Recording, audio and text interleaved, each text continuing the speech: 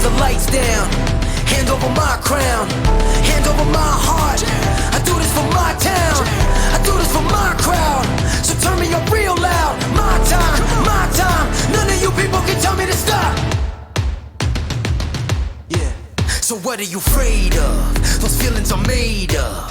Get in the game, your moment of fame, show them what you made of. It's time that we stand up, it's time that we man up. For anyone asking who is the best, we putting our hands up.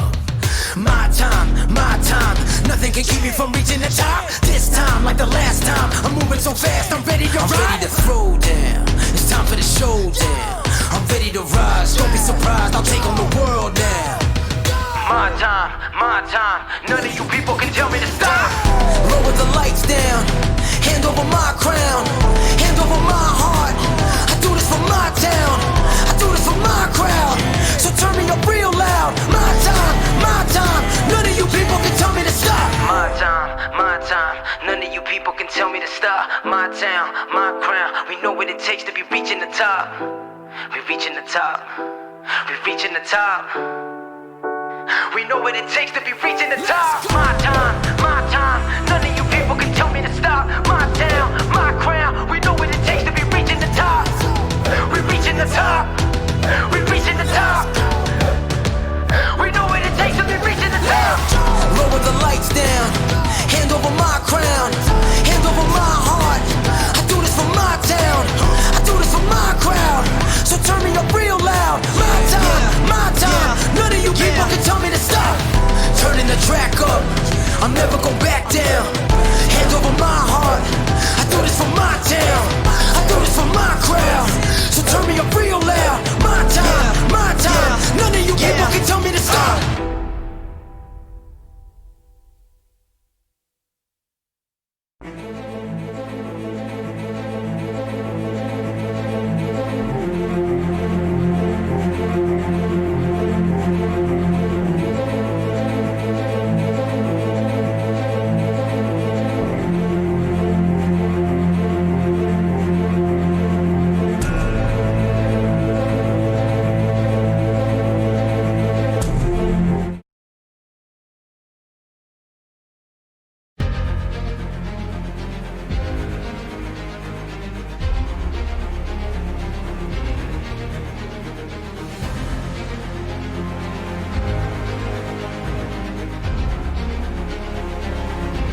Fantastic.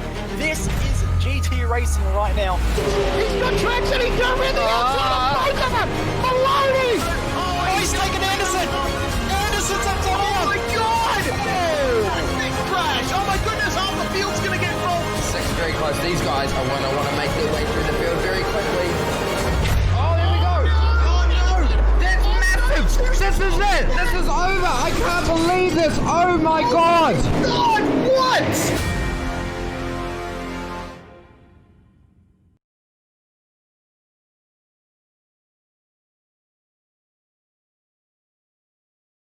Welcome all to a SimSpeed TV presentation here on the iRacing Esports Network. It's the International Division of the Majors Series, Round 8 of this year-long Versatile Championship. It's the IndyCar at Road America, 55 laps around America's Monza in the Dallara IR18. And it's a pleasure for us to bring it to you here in the international region. It's Reese Gardner and Ryan Jones in the commentary box for this one. Ryan, after the 2.4 hours of Le Mans, we go to a very different type of racing. Open wheels around a very historic road track. Yes, certainly. This race, IndyCars at Elkhart Lake Road America, is a fan favorite, a driver's favorite. It's one of the most popular events, probably the most popular road course event on the calendar each year for IndyCar. You can see there a map of the track even. Plenty of high-speed sections, plenty of areas where a lot of braking force is required. IndyCar's been heading here consistently since 2016, but the history for the top flight of open wheel racing goes back a lot further, back to 1982, when the kart championship was running here for about 25 years. Yes, indeed, and those were very historic days as well, those 900 horsepower open wheelers powering their way around here. Road America's history goes all the way back to the mid-1950s. It was one of the first, the initial run of sports car road courses, permanent circuits, to be constructed in the United States. The other two of its time being Watkins Glen and Virginia International Raceway. They make the big three of historic American tracks. So it'll be very interesting to see what the crew in the Majors International region does around here for 55 laps. And we'll talk about the championship standings as well, because after the 2.4 hours of Le Mans, Will Leslie for Kinetic International winning the LMP2 class, that has put him into the lead of the championship in the Pro Drivers standings, with Thomas O'Leary and Cameron Dance fighting very closely for that second spot. Yeah, still pretty tight amongst those top, well, I'd say probably the top 7 are all reasonably close. 215 points, when you think about it, isn't that big of a gap. So it's still well and truly alive. Reigning champion there in third. Matt Dance, we know how fast he is, especially on the ovals. Plenty of talented drivers. I tell you who's not in that picture, though, is Marco Mogren, who in practice so far is blisteringly quick and is showing the same open wheel form we had last year in our throwback open wheel race, which was an oval at Milwaukee Mile. Sportsman Championship, though, that is really tight. It certainly is. Have a look at that gap between Stephen Williams and Gavin Barber. 15 points only, with Martin Houston still in fighting range there, only 48 points behind. Looking further down, it looks like for between Jin Huang and Matt Hunter, it's very close as well, only 9 points between those two, but I don't see evidence of either of them being here, so that is going to stay a bit the same. Could have a bit of a look in for Pierre Cousin there in P10. He is currently in this session and could stand to get a few points. Yeah, certainly could. Only 60 points away from Matt Hunter as well.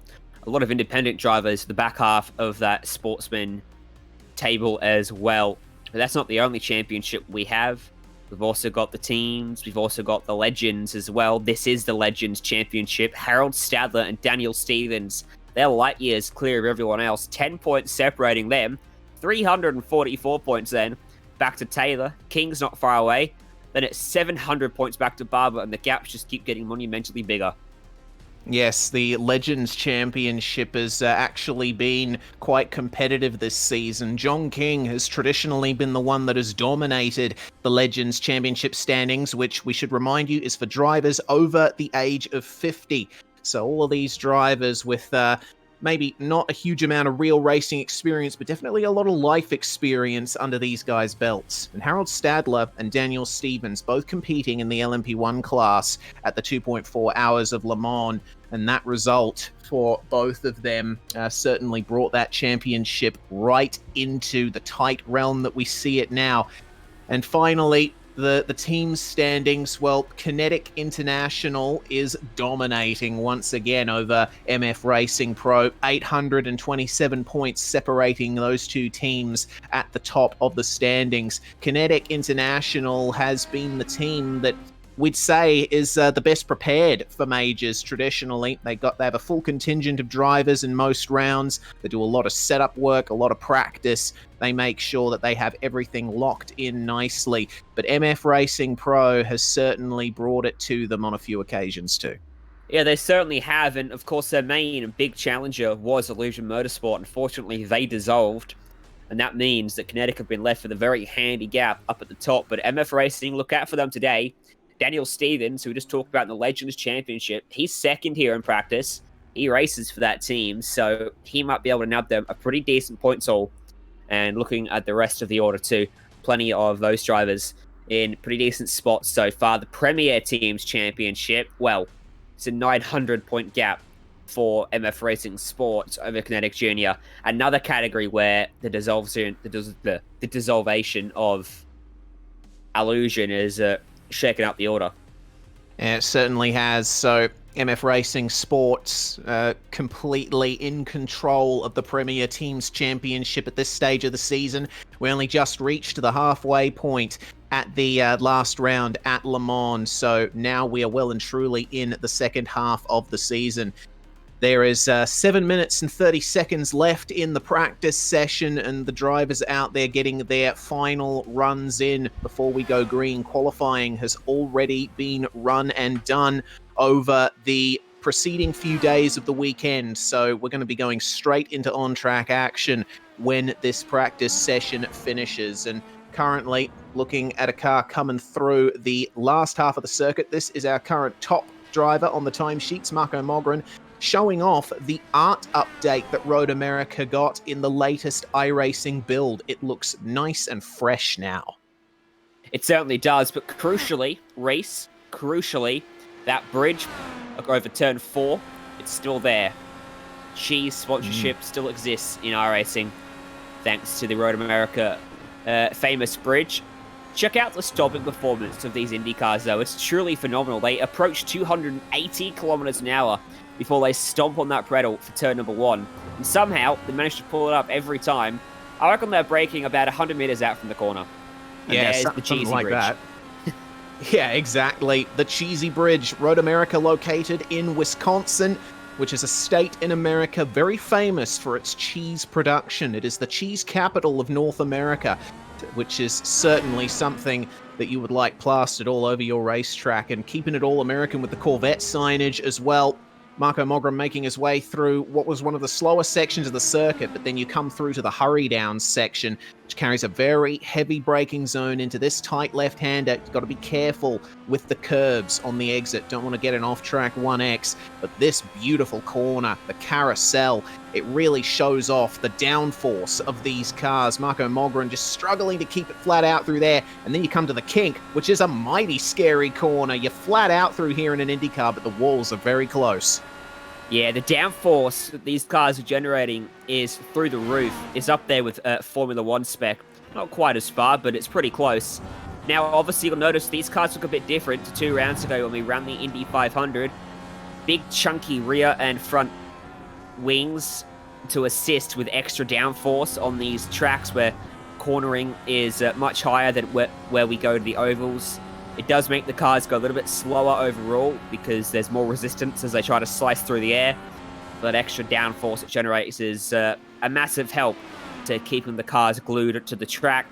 When we go oval racing, it's all about as least resistance as possible, and that's why we see the skinny spoilers there. Now, the aero screen, was that implemented before or after the Indy 500 we ran here in the Major Series?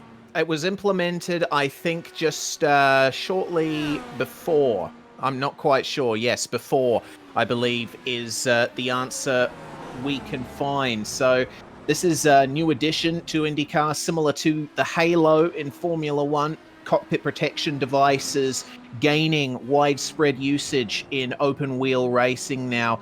Of course, after unfortunate incidents taking the lives of Henry Surtees and Jules Bianchi a few years back. So this is the result of that.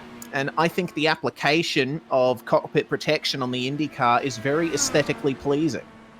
It is. It looks a bit out of place from some angles, but I think once we head to the IR22 chassis, the next one to come into implementation in a few years' time, where they can really build the chassis with the aero screen being a factor right from the outset, you'll see them being implemented a much more aesthetically appealing, so to speak. And same goes, I guess, for the Halo in Formula 1 as well. At the moment, they've just been tacked on top of existing monocoques.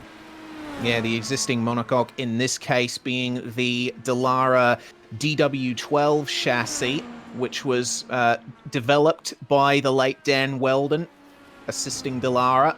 And that was IndyCar's spec chassis for a number of years, and we also saw the era where IndyCars almost became completely closed wheel with the insane aero kits that we saw during the last stages of the DW12's usage. With this current car, the IR18, the downforce was pulled back, the elements of the wings made much simpler, and it means that the cars have returned to some of that old racy look that we saw back in the Champ Car and IRL days, but they are still effectively the same chassis underneath that Dan Weldon originally tested before his untimely death at Las Vegas Motor Speedway. Yeah, contribute to rename the chassis in his honor. Philip Morton showing us just how fast the kink is and how badly it can go.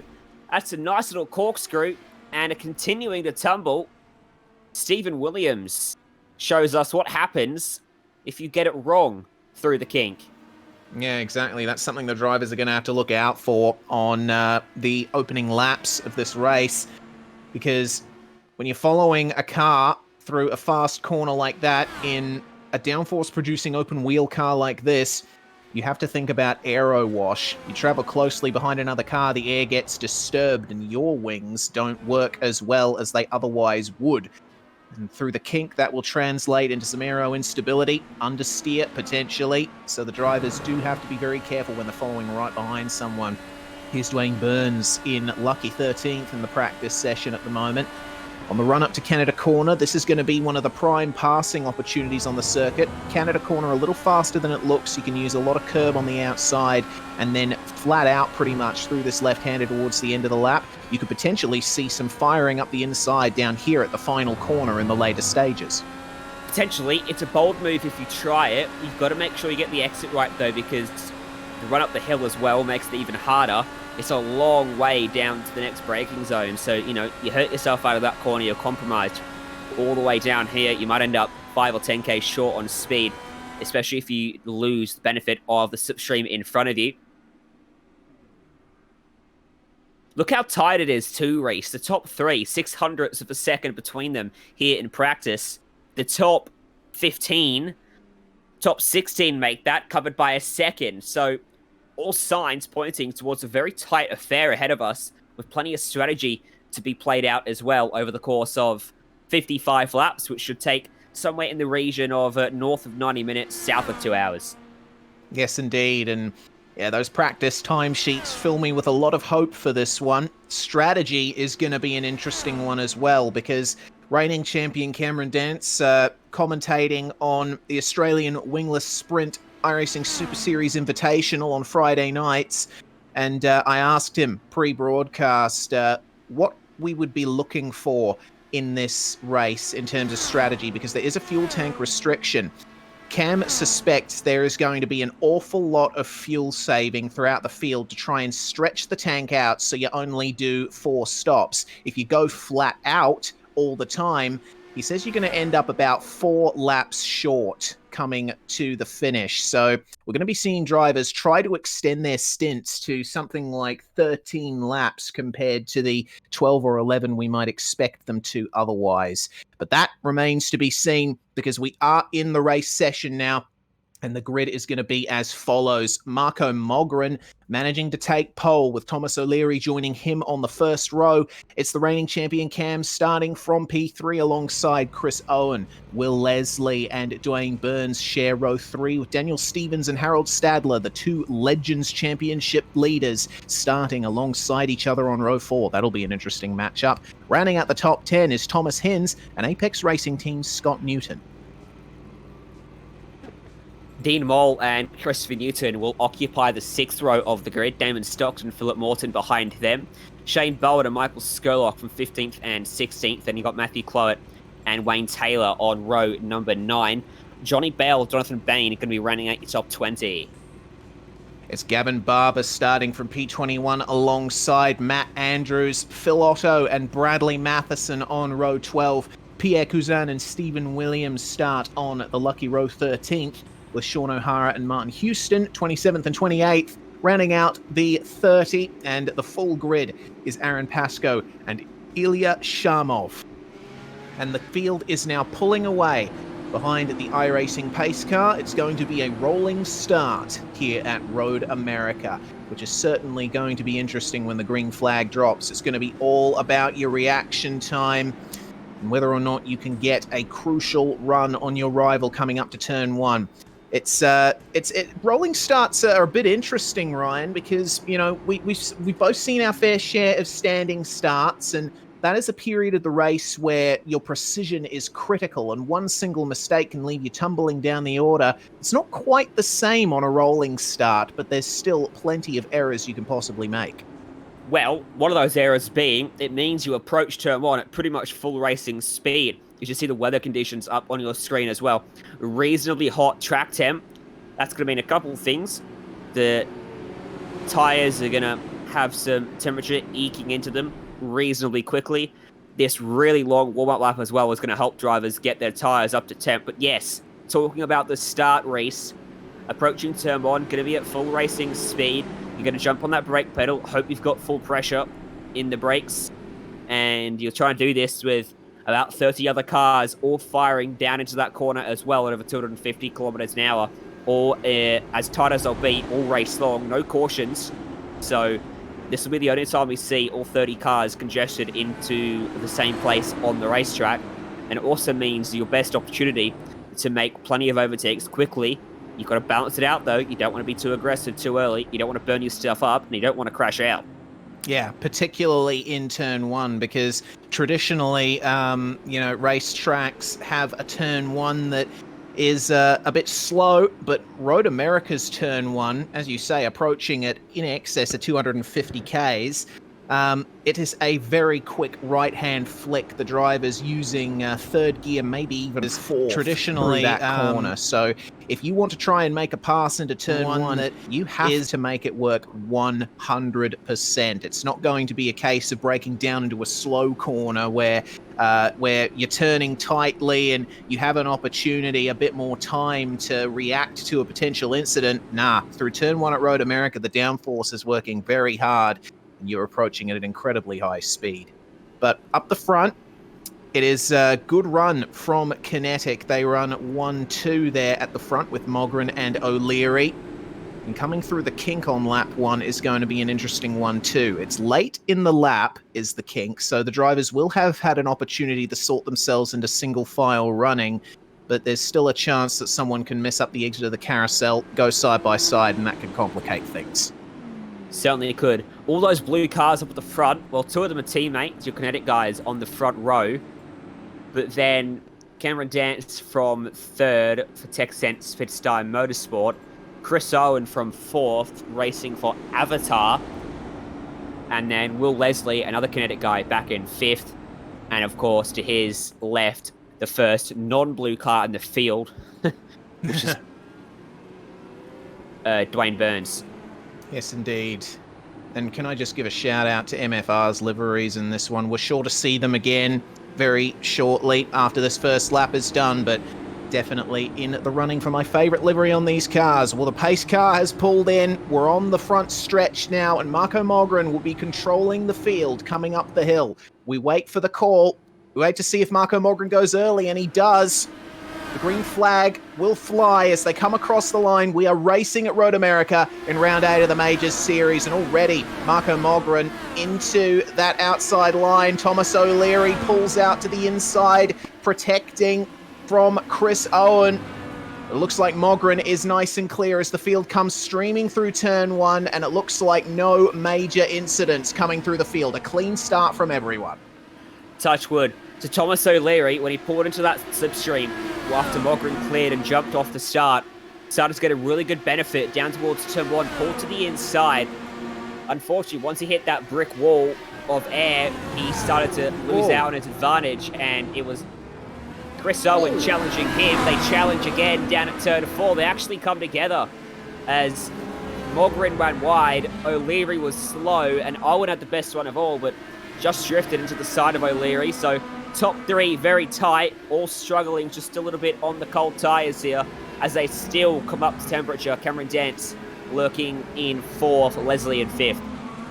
Indeed he is, but right now we look at the battle for 11th and 12th. It's Christopher Norton and Damon Stockton together on track at the moment. These guys fighting very hard. Have a look at Dean Mole right in the draft of Stockton as Norton leaves the space. Oh, just enough on the right-hand side. Let's see what Damon Stockton does down at Canada Corner. Oh, he has to slightly back out of it, but Norton gives him room, runs out onto the curb, and that creates the accordion effect. That's going to bring Mole into contention. Still no opportunity to pass down the inside there, but we're seeing some very intense racing already just up ahead of those guys. Thomas Hinz and Scott Newton battling hard. And for the lead, have a look at Thomas O'Leary on Marco Mogren, pulling out of the draft once again, maybe for a bit of engine cooling. He pulls back in behind his teammate.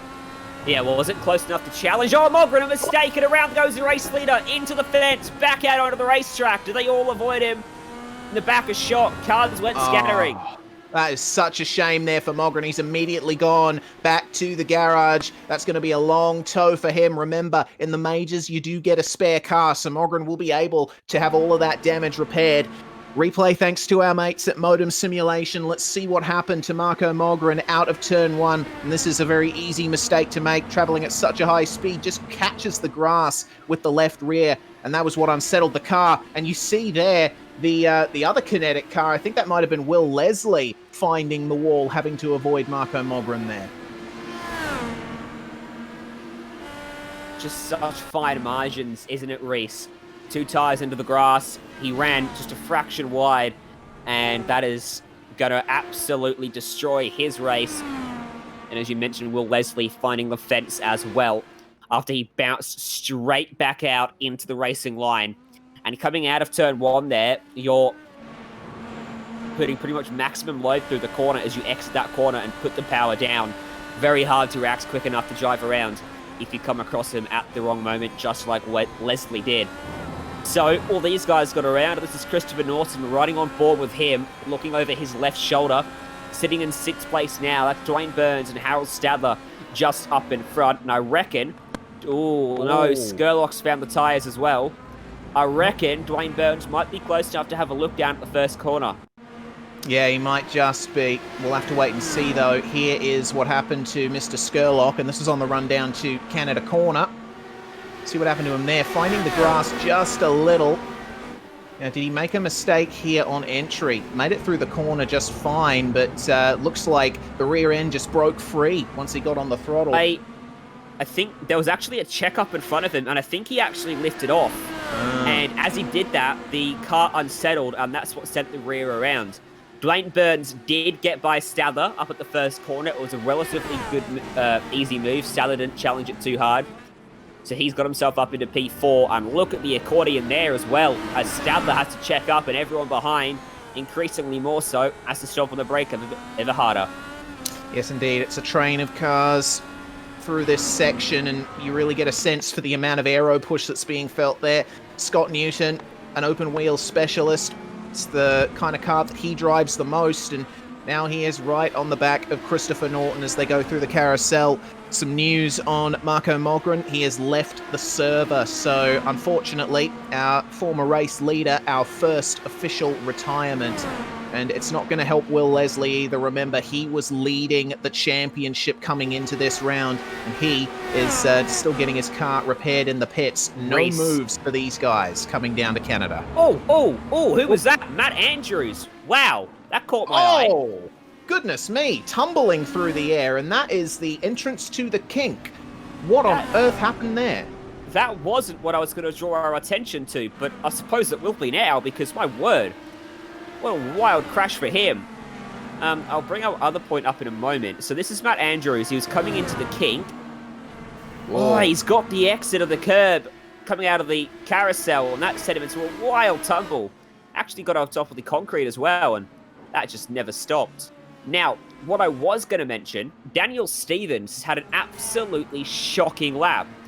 Damage to the car, and he's come to pit road. He began the lap in 10th. He dropped as far as 18th place. He was very slow through the carousel when I picked him up, just behind Matt Andrews while he was having his crash. So not sure what's happened to him, but he has got big damage. He is in pit road, and oh no, that's more drama. That's Stadler around.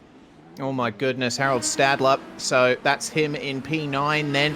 I just went back to have a look at Daniel Stevens, and I didn't see any one big incident that gave him that damage. It might have been an off-track excursion. Here's a replay of Christopher Norton, and that is what happened there to Harold Stadler. Just looked like he pinched the brakes on in the braking zone. Here we go, onboard shot will tell us. Look at the wheel here. Yeah, there we go. Rear end lockup as he was shifting down through the gears. plenty of mistakes being made. This looks messy. Down into Canada corner, 2x2 on the approach. How's the exit look? They get out the other side. That was Scott Newton losing a spot. Christopher Norton going by. And oh no, Stockton joins a list of drivers to make an error. Goodness Lucky me. for him, he only finds the grass and he'll rejoin without any damage. This was in the last sector coming up to the final turn, and it looks like it's contact coming through the left-hander. I'm not sure who that was who made contact with him there, but it's a very easy thing to do. You run side by side while the tyres are still getting up to temperature. Very easy to do, and Stockton just stuck on the outside, but he's managed to keep it going, which is crucial. Looked like it was either Scott Newton or Thomas Hinds that was on his inside when that contact was made. This race has been wild early on. We've seen probably half a dozen incidents already, 2 retirements, and Matt Andrews has got his spare car and got back out on the racetrack. So he joins a pretty steady list of drivers who've got a spare car already, which is not something you normally want to use up fairly early, but with the lack of cautions that we'll see today, because they are disabled on road racing in the major series, doesn't really matter when it happens. It's just something you don't want to happen at all, really. Yeah, of course. I mean, it is the prime thing to have a spare car to work with if you have a big incident, but yeah, the pitfall to taking your spare car early on is if you have another heavy crash, which can certainly happen in cars that are this fast and this hard to control, then you're not going to have that safety net coming up to the end of the race. Well, for the lead, Thomas O'Leary still holding on to this lead that he's got of about 2 seconds now versus Chris Owen. So at the previous lap, Owen was 1.6 behind. O'Leary doing very well out there in front, keeping it calm and collected and nice and precise too. Yeah, 2-second gap. He's sitting pretty comfortable at the moment. Lap 6, so we suspect probably Reese, about halfway into our first stint of the race before we see our first pit stops. Here's Shane Bowen losing out as Damon Stockton was able to clear him by the time they reached the braking zone. That meant he was able to dart back to the racing line and take the optimal route through turn 1. Some big movers early. Shane Bowen's up 7 spots. Matthew Clowett up 7 as well. So too was Wayne Taylor, so +7 seems to be a popular number today. But Gavin Barber up 9. Stephen Williams +13. That's a fantastic run from Stephen Williams. And it just goes to show how crucial it is to keep your nose clean during the opening laps. Here's Jonathan Ben trying on Johnny Bell, one of the MF Racing reps in this field, and you get a very nice view of that livery that the MF Racing guys have on the car. I think it looks very nice, especially from above. But if you're Johnny Bell and you see those bright colours in your mirrors, those are warning signs.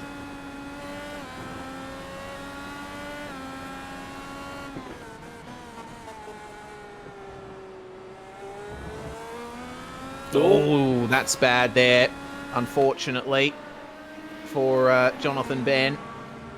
Very easy to do in that section. That corner's a bit slower than it looks, and you don't have much of a margin on the exit if you run a little wide.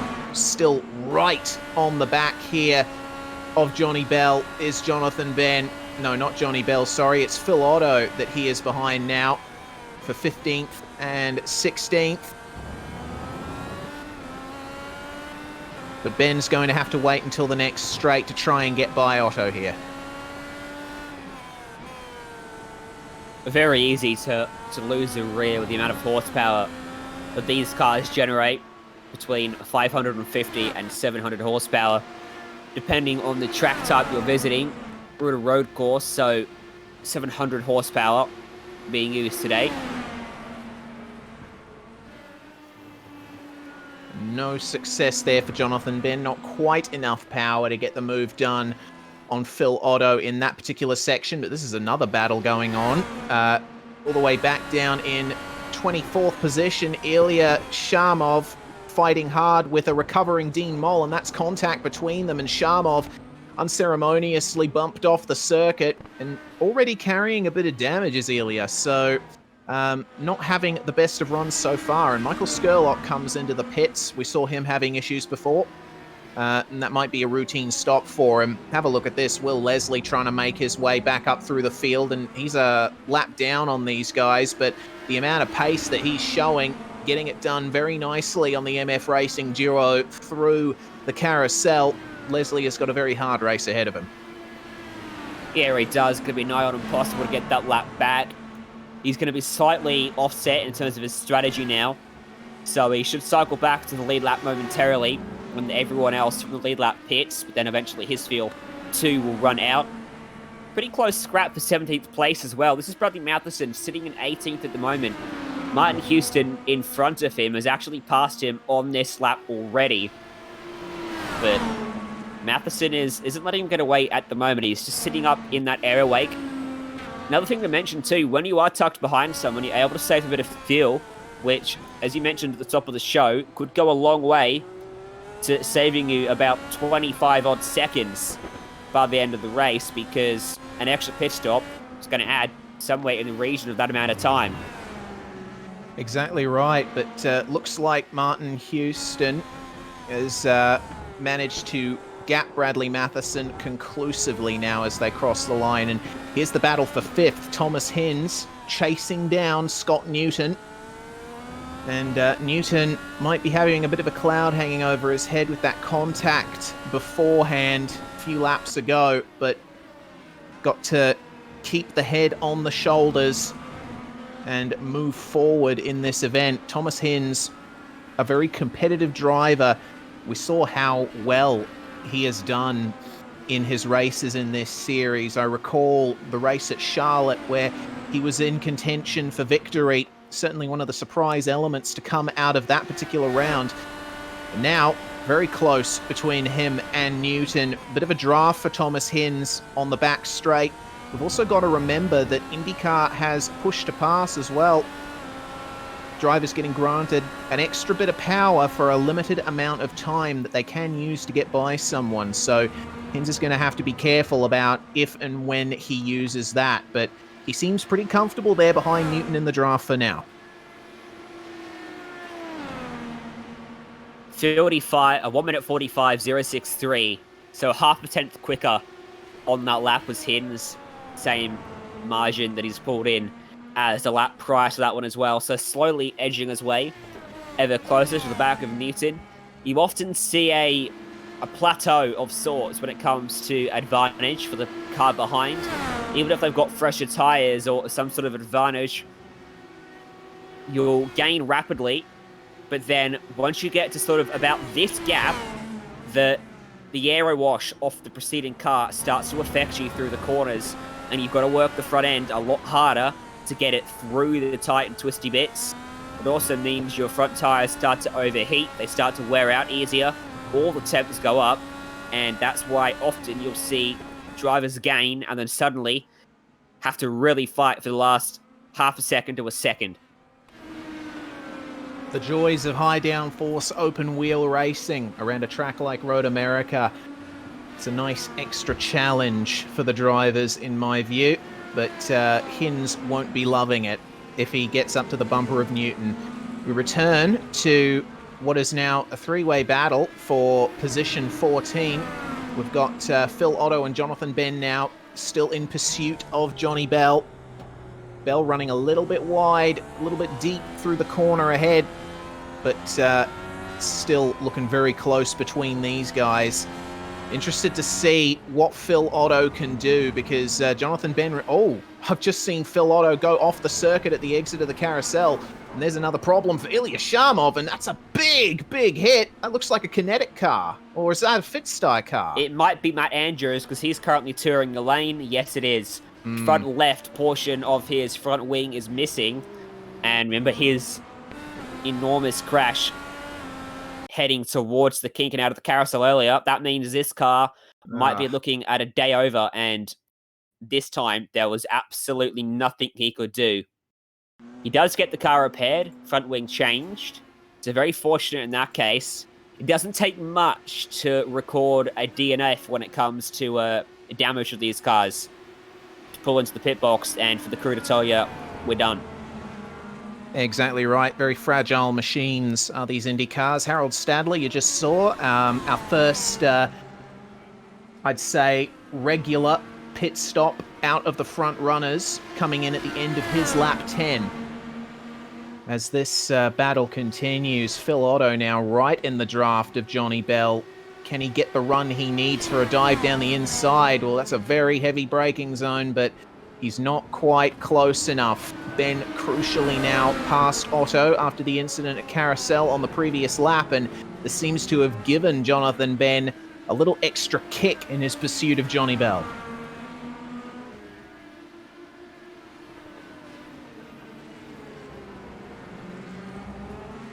Harold Stadler, meanwhile, has rejoined the track in 19th position, just getting passed by Daniel Stevens, and he finds himself in the middle of a pack there with Philip Morton behind him. But can we see Jonathan Ben go for a move at Canada Corner down here? Feels like he's not quite close enough to Bell, but that might change at the end of the straight. Is he going to have a look up the inside? No, he's still not quite close enough. This is a very good three-way battle, though. The push-to-pass button that you referred to earlier, so it adds 60 horsepower to the car, which is quite substantial. It's close to 10% extra horsepower. Obviously, it's only there for a few seconds, and you're limited in your use of it, but definitely a big strategic element to overtaking here, because as you see down the straights, it can really give you a massive boost. Unsure if it's being used there, but they're the situations when you will likely see it. You'll also see it from the car ahead, using it to defend, to try to give themselves a bigger run down the straights. Yeah, and that brings into question exactly when you use the push the pass, because you do get a limited amount per race. Do you use them up early on trying to get ahead, or save them for the end when you're really under attack? That's the question the drivers have to deal with. But for Jonathan Ben, he is now past Johnny Bell, and he can truly put eyes forward.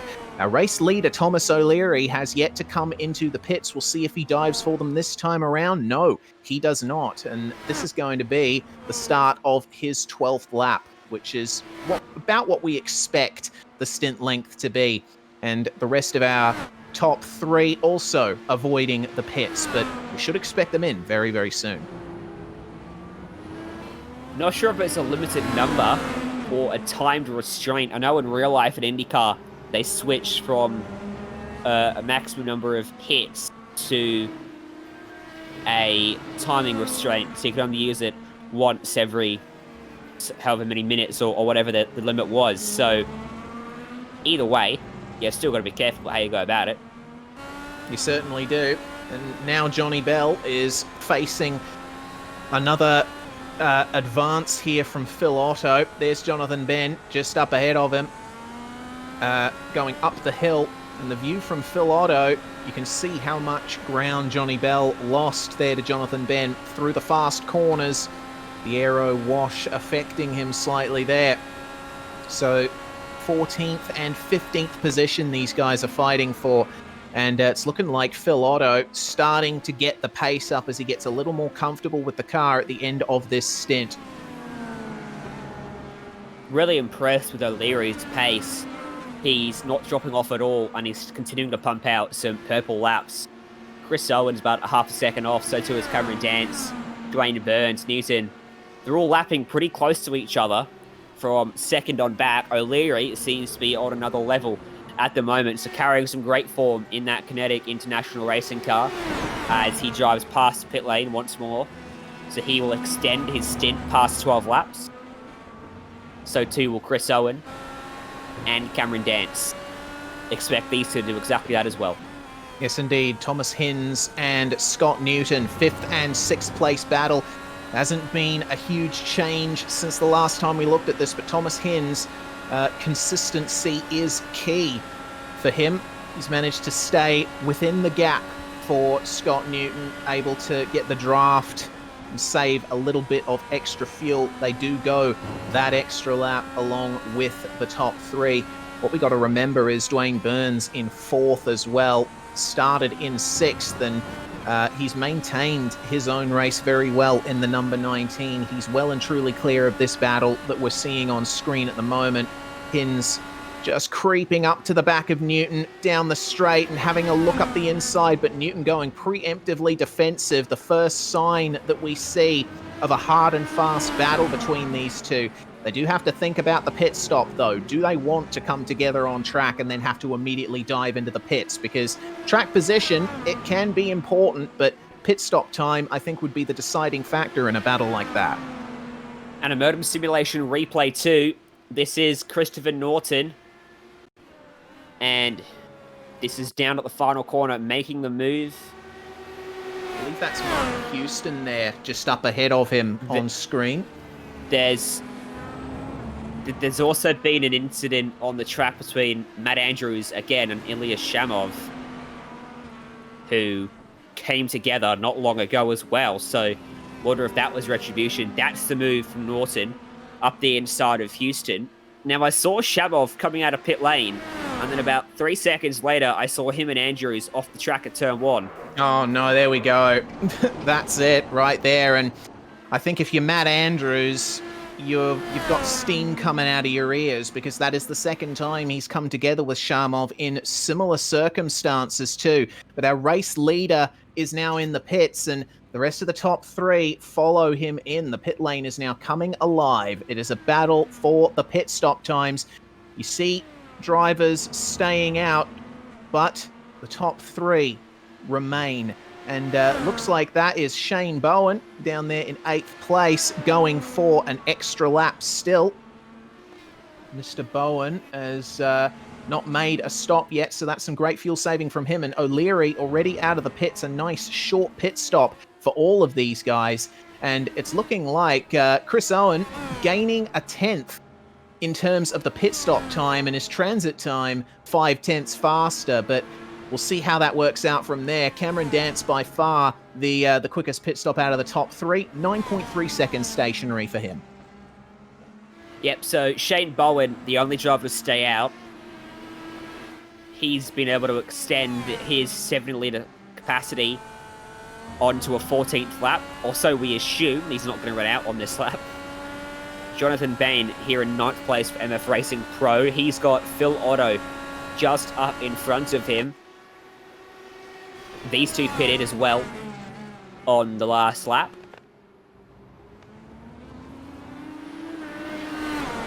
These guys actually have a lap to pit.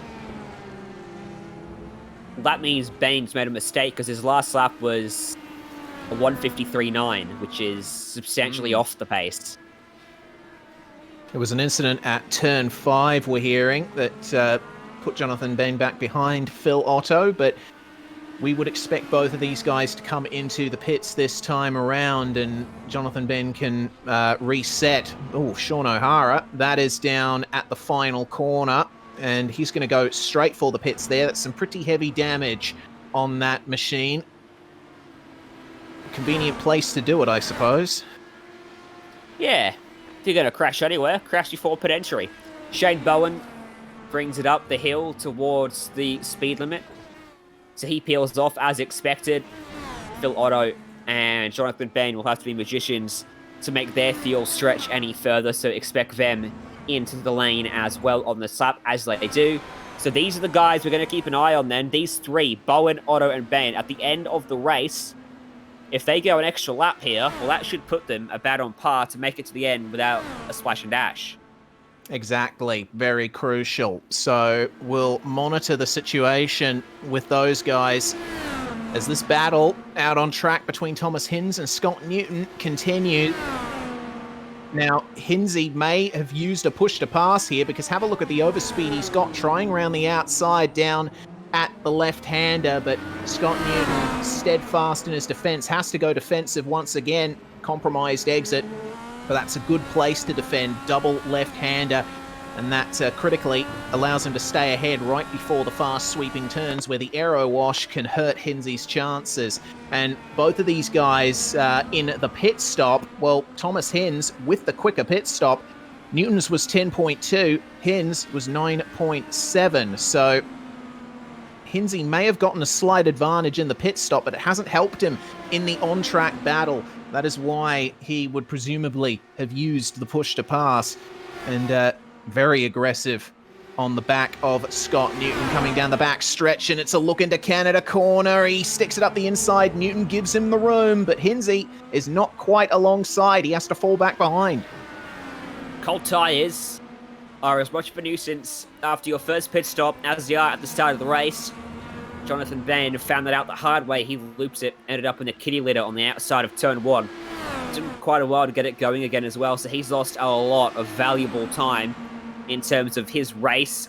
When you're running the strategy, trying to cut out a splash and dash, keeping maximum or keeping your overall race time to a minimum is crucial if you want to gain those late spots, and making mistakes like that not going to be much of a help. Certainly not, and Hinsey trying once again at turn 1 on Newton, but Scott is definitely in at the defensive brain at the moment. Another on-track battle that I see eventuating is for 10th position, Wayne Taylor and Harold Stadler down the front stretch. Now Stadler is looking to gain because his rival in the Legends Championship, Daniel Stevens, currently sitting in 9th, and there is Gavin Barber getting passed by Philip Morton. Just up ahead, Harold Stadler now right in the draft of Wayne Taylor, and Taylor going to stick 2 drivers left here. He'll have the defensive line coming into the braking zone, but lifts off early, and Harold Stadler goes by to assume position 10, going to help him there in his pursuit of Stevens. Remember, the Legends Championship battle at the top, very tight between those two. It's still very tight for P5 as well. In fact, here comes Thomas Hinds on Scott Newton in the Canada corner on the inside. Takes that spot away. As long as he pulls it up and gets it turned, which he does. So puts himself back up into P5. Newton in 6th place now as they switch around. I reckon there was a push to pass used there because he had a lot of momentum heading down towards the braking zone. But now, he certainly did. Back onto the main straight. Is Newton close enough to slingshot back on by him? They're both using it, so 285 kilometers an hour down at the Broads, the braking zone. In the slipstream for Scott Newton there. Modem simulation replay. We'll have another look at this pass. Have a look at the screen there, confirming Thomas Hinds using that push to pass. And there we go. Down into Canada corner, he gets the move done. And that was very nicely done. And Newton tried to respond, but ultimately Hinds carrying that momentum very nicely. There's Daniel Stevens in the pits, as that is a very big problem for Sean O'Hara. Engine on fire in the pit lane. Not the best race for some MF Racing drivers. Scott Newton still trying to stay with Thomas Hinds here. Have a look at how deep he goes into that left-hander. Oh, have a look at this. Damon Stockton going off at the very heavy braking zone. We'll get a replay of that one too. And then we're going to add some more insight with an onboard shot in a moment to add to this push to pass story. So Damon Stockton down to turn 4. That car, turn 5, hit from behind. That's Christopher Norton, who's outbrakes himself, or rather outbraked Damon Stockton and turned him around. Now, let's go on board with someone and take a look at the steering wheel, because see those 5 boxes, or 6 boxes on the bottom. If you zoom into the third one on the left, you see there the number 10 for Scott Newton. That's the push to pass. He's got 10 left. Chris Owen, he's got 8. Thomas Hinds, 7. Well then, this is going to make things very interesting towards the end. Hinsey with less push to passes available than Scott Newton. So, I guess, if anything, Hinsey is going to be wanting the best run of pit stops possible to try and keep that gap from Newton. Norton in the pits, presumably getting some damage repaired there. And also taking on some fuel too, potentially. Wayne Taylor in position 10. Harold Stadler got by him on a previous lap, but now they have come up to Damon Stockton, who is carrying some damage to the rear. He's running slow, so these guys should get by him very shortly.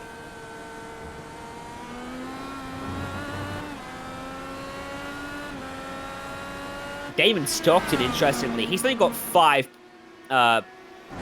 hits left on that push to pass, so he's used him up very early. He has indeed. He's having to defend the inside now for turn 5 as Stadler looks up high and then tries to tuck down low with a great crossover move. Now he's got the inside run for 6 on the brakes. Oh, and around, and he gets pushed back in the right direction, does Damon Stockton, but has that damaged the front wing of Harold Stadler's car? It has. It has indeed. Right front there for Harold Stadler. Oh no! Cameron Dance, the reigning champion, was running third, but that's a spin at the final corner for him, and there's another car off in the background. That might be Newton. It's Newton. Okay, so we're going to stay with this replay for sure. What happened to Cameron Dance first off? Or just got a bit loose on entry going over the curb and overcorrecting. The car came back on him. Meanwhile, here's Newton, and it looks like he made exactly the same error. Identical errors. 10 meters further down the road, you can see the tire marks in the gravel, but wow, bizarre. Maybe a sudden strong breeze through that corner. Perhaps, but that has definitely set both Dance and Newton back. Car pulling into the pits just up ahead. Stockton, that's the damage he's going to have to that car, the left side of the front wing, most likely after, probably rather annoyingly, getting pushed in the right direction by Stadler after he loops it. Up on the outside of turn 6, I think as he came over the crest in odd angle, it just unsettled the rear enough to send him into a half spin. On board with Daniel Stevens now, back in 17th place. He's got Michael Skurlock just in front of him. Sorry, no, that's Johnny Bell. So Skurlock's dropped out of position on that lap. And Johnny Bell's under a lot of pressure as Stevens shows a nose. But he's not close enough. Good defense here from Johnny Bell. But Daniel Stevens looking very aggressive here. Fires it up the inside of turn 3 and manages to get the move done. But no! He spins on the exit. Johnny Bell almost followed him there, but crucially recovered. No, he did. Sorry. Bell spun to the outside. He did. My apologies, everyone. That was a bit of synchronized spinning from Stevens and Bell. Did they come together as they rejoined the track? You know what? They did. They came together as they both rejoined the racetrack. Oh, wow. So they've actually picked up damage. Goodness me. We'll take another look at that.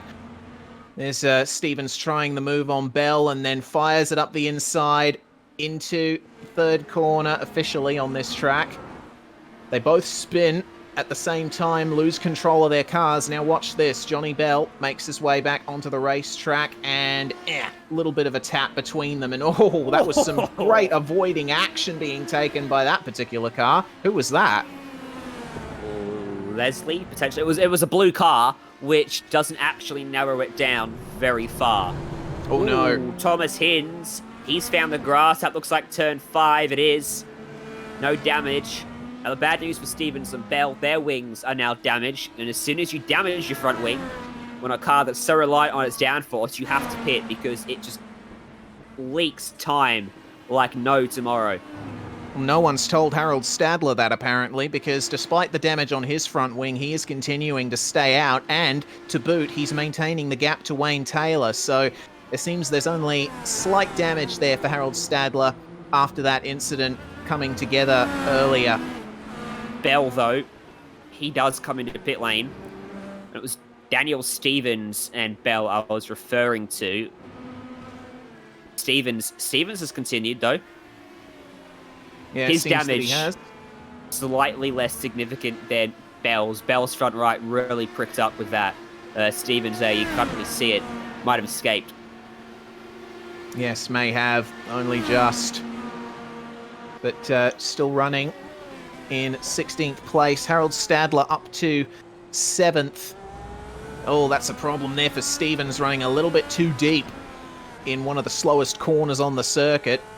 Managing to stay ahead of Damon Stockton, but that little trip over that gravel hump not going to do his floor any favours. Losing a bit of pace now down through Hurry Downs, and Damon Stockton smelling blood. There goes Stevens a bit too deep once again, and they're going to be side by side coming into the carousel. Does Stockton have the bravery to try and hold it around the outside? Well, Stevens is on the racing line with the rubber, no marbles, and he stays ahead, but only just. and it's push to pass for Damon Stockton. We could see a move down here at Canada Corner, but the straight meanders. Daniel Stevens can put his car wherever he likes until Stockton is alongside, which he is, and the move down into Canada Corner is on. Stockton manages to get ahead of Stevens. Beautifully done. The track's going through some fluctuations as well, as the temperature rises and falls and the grip level changes, ebbing and flowing. You can really tell that if you have a look at the last 5 laps of everyone inside your top 5. Lap times went up by upwards of half a second for everyone, and just now they've actually come down to about a second quicker than they were running 4 laps ago. So that's another point to make, and could be the reason we've seen a few mistakes from guys like Cameron Dance and Scott Newton. Oh, dearie me. Stevens, unfortunately, makes contact there. And that's Damon Stockton keeping going out of all of that. It was a very tight battle between the two of them. Now, Stevens' teammate Jonathan Bain with the big run on Damon Stockton, trying to make his way past, but Stevens, I think, is going to be very unhappy with that. Not going to help him in his fight for points versus Harold Stadler. Whoa, whoa, whoa, whoa, whoa. There goes Damon Stockton. Quite the adventure he just had on the exit of the right-hander. Seems like mistakes seem to come in waves. We see them all happening at once. So there's Stockton on the replay, and we'll go on board for this one because looks like he might have just caught the edge of the grass on the outside. No, it was the inside curb that unsettled him. Quite bumpy there. Fortunately, he was able to get it stopped and did not make any contact with the wall for his troubles. So it's been an eventful one for Damon Stockton, crucially still continuing. And have a look at how many push to passes he has left there. Looks like only 4. Oh no, another spin for Damon Stockton. He is having a lot of trouble with that car at the moment. And it looks like he's had enough out of all of that. Escaping back to the pits. Yeah. Something was not quite right with how that car was handling, the amount of mistakes he was making. Martin Houston here in 14th. That's Philip Morton ahead of him. This is a battle for 13th place between the two Kinetic drivers. No.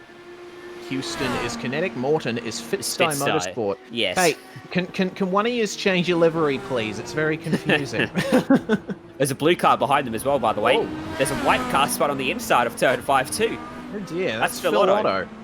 And that's going to be yet another time that Phil Otto sees Daniel Stevens passing him. These guys seem to have been front wing. Oh, that is no good at all. He's going to have to bring that straight into the pits. Let's see what happened to him. Down at the heavy braking zone. Is this a spin on his own? Yeah, just picking up the throttle, coming off the apex. A little bit of wheel spin.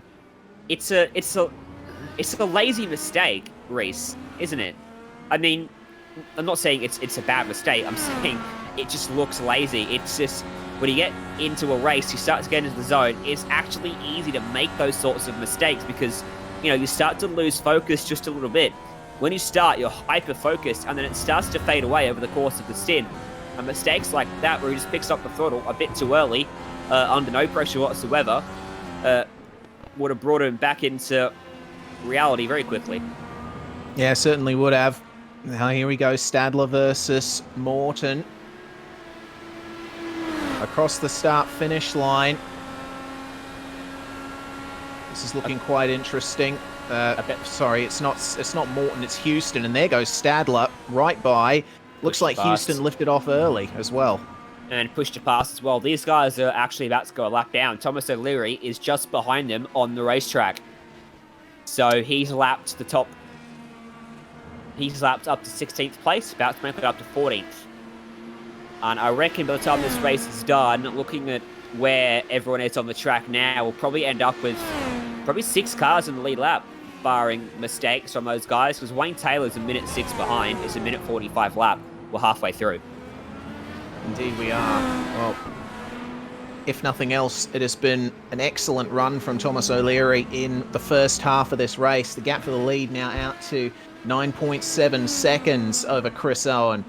So O'Leary has no pressure on him at the moment, and Chris Owen has a sizable gap back to Dwayne Burns in third place. And Will Leslie going for the pass there on Johnny Bell. Leslie obviously facing those issues earlier, making contact with Marco Mulgren when he spun, and that's crucial there for Leslie. Back up into the top 20, and my goodness, Jonathan Benn trying his best here versus Martin Houston. But the kink takes no prisoners. Houston struggling the last couple of laps, recording lap times of a low 1:48, which is a long way off the pace. Jonathan Benn has, for the most part, been in the 46s or the 47s. Expect this to be relatively easy here for Jonathan as he gets up into the wake. 9 push to pass hits left. He doesn't need to use one because the slipstream is so powerful. He'll pull to the inside, and this should be relatively easy as they dive into the braking zone. He puts himself up into 14th place with that move. Good stuff there from Jonathan. And started in 20th, so regardless of the issues that he's had in this race, it's still a big improvement. And there's Philip Morton making another move. That was Stephen Williams he just passed. Morton now up into 11th place, so he's having a pretty good run over the last couple laps. He is. He wants to talk about the pace disparity too, mentioning those guys running 46s, 48s. Well, the gap at the front is out to 10 seconds. Thomas O'Leary pumping in high 44s. So, blisteringly quick for your race leader. And Owen, Burns, Dance, Hiddens, Newton, not that far off his pace either. They're only a few tenths off, half a second maybe, over the course of the race, so it does add up to those big margins you see as that's Norton slipping up the inside of the final corner, and he moves himself into 8th ahead of Gavin Barber there. Yeah, good stuff from Christopher Norton, and seems like the final corner is proving to be quite a popular passing spot. Gavin Barber running a bit deep, I think, and going wide, which allowed Norton to maintain the momentum that he did. So back up into 8th position for Norton after starting in 12th. It's a good improvement from him. And these guys are the closest 2 cars on track at the moment. Field well and truly spread out now that we are in this middle phase of the race.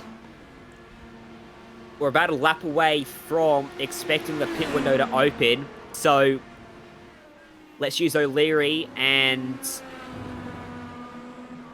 short-term memory loss, Shane Bowen as our guides here. So O'Leary pitted lap 13, Bowen pitted lap 14. So based off those numbers, we expect O'Leary in at the end of this lap, and we expect Bowen in at the end of lap 28. Dwayne Burns actually comes in a lap early. So he, for sure, is going to be a couple laps short when we get to the end of this race. The pit windows are going to get bigger and bigger. By the time we pit for the 4th time, or the 3rd time, you'll see guys like Bowen pitting 3 laps after our first pit stops of the stint window phase. Words. Yes. Many words. It all gets a bit overwhelming sometimes when you think about all of the possible permutations of a race like this, but we do try our best to stay on top of things here at SimSpeed. Do we? Well, I do at least. I give up about halfway through. I'd say I do still give up, but I think I'd probably go like 3/4 of the way through. I mean, I was also broadcasting at 3 a.m. thanks to Jay's wonderful scheduling of broadcasts, so, you know. Yeah, that'll certainly not help things, and Jay, of course, does not like being picked on. But I've been observing the flame war, Ooh, interesting. the roast war that you guys have been having with each other, and it's certainly entertaining to watch from the sidelines. Interesting to know, O'Leary has gone for an extra lap here. So he's pushed this stint out to 14 laps. Issue for him, though, he didn't do it in the first stint, and that means he's still going to be a lap short coming into the race, even if he goes 14 on the next one. Jonathan Benn, meanwhile, had an issue.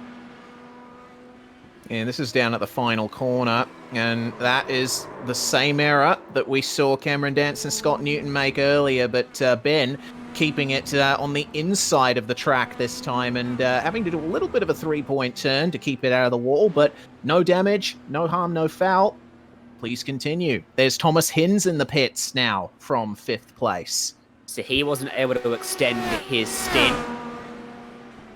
Now the question, I guess, is if you're pushing your stints to 14 laps now after a 13-lap opener, are you able to save 2 laps and go 15 in the final stint? Because that's what you're going to have to do. Yeah, well, with the field as spread out as it is, it's definitely going to be difficult. They feels like we might have to take an extra lap into account because of the pace lap. The drivers would have used a bit of fuel on that as well, but yeah. I do think that part of the reason why we saw Dwayne Burns go a lap extra in his first stint is just due to everyone being so close together. Like in those first few laps, the amount of lifting off and careful driving that you have to do can really affect your fuel usage in the first stint of a race. There is our race leader in. This means that Burns now has pitted 2 laps before O'Leary, because we saw Burns come in a lap before we expected O'Leary to come in. O'Leary then extended his stint, so Burns has pitted very early on, and he wasn't, I believe, was Burns one of the drivers that extended stint 1? I believe he was. It was Bowen, and it was 2 other drivers who I can't remember because Jonathan Ben, Shane Bowen, and might have been Phil Otto as well. Either way, Burns is on the back foot now. He certainly is, but he's going to burn through a lot of fuel. Ha ha! There we go. I mean, I wasn't going to go for it, but the door was open. So Dwayne Burns continuing on here after making his stop, and O'Leary has just come out of the pits himself. There is Cameron Dance, who resumes running in position 4. So Dwayne Burns, off strategy compared to our top 3, finds himself running in 3rd on track.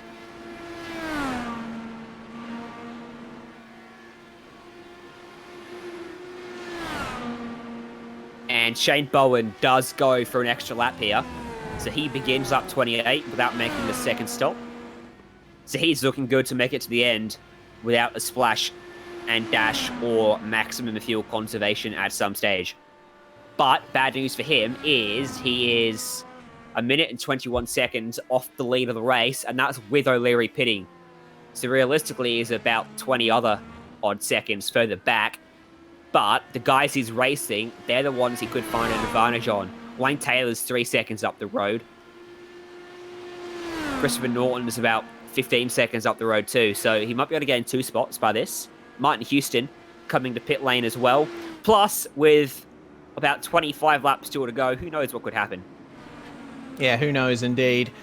This is the attractive thing about the majors for me, is that I never quite know how things are going to turn out, and you see an ebb and flow in races in this series. There's periods of action, periods of calm, but the actual result is never quite decided.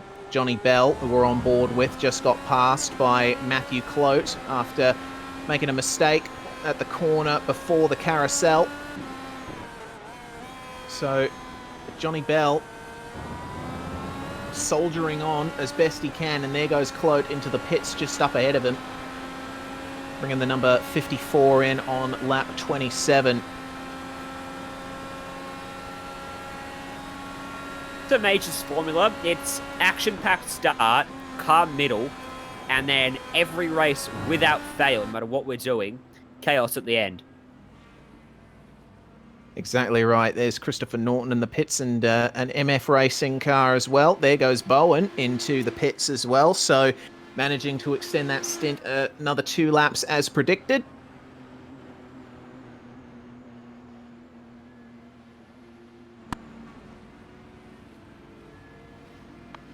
Norton already away there at the other end of pit lane. Away he goes.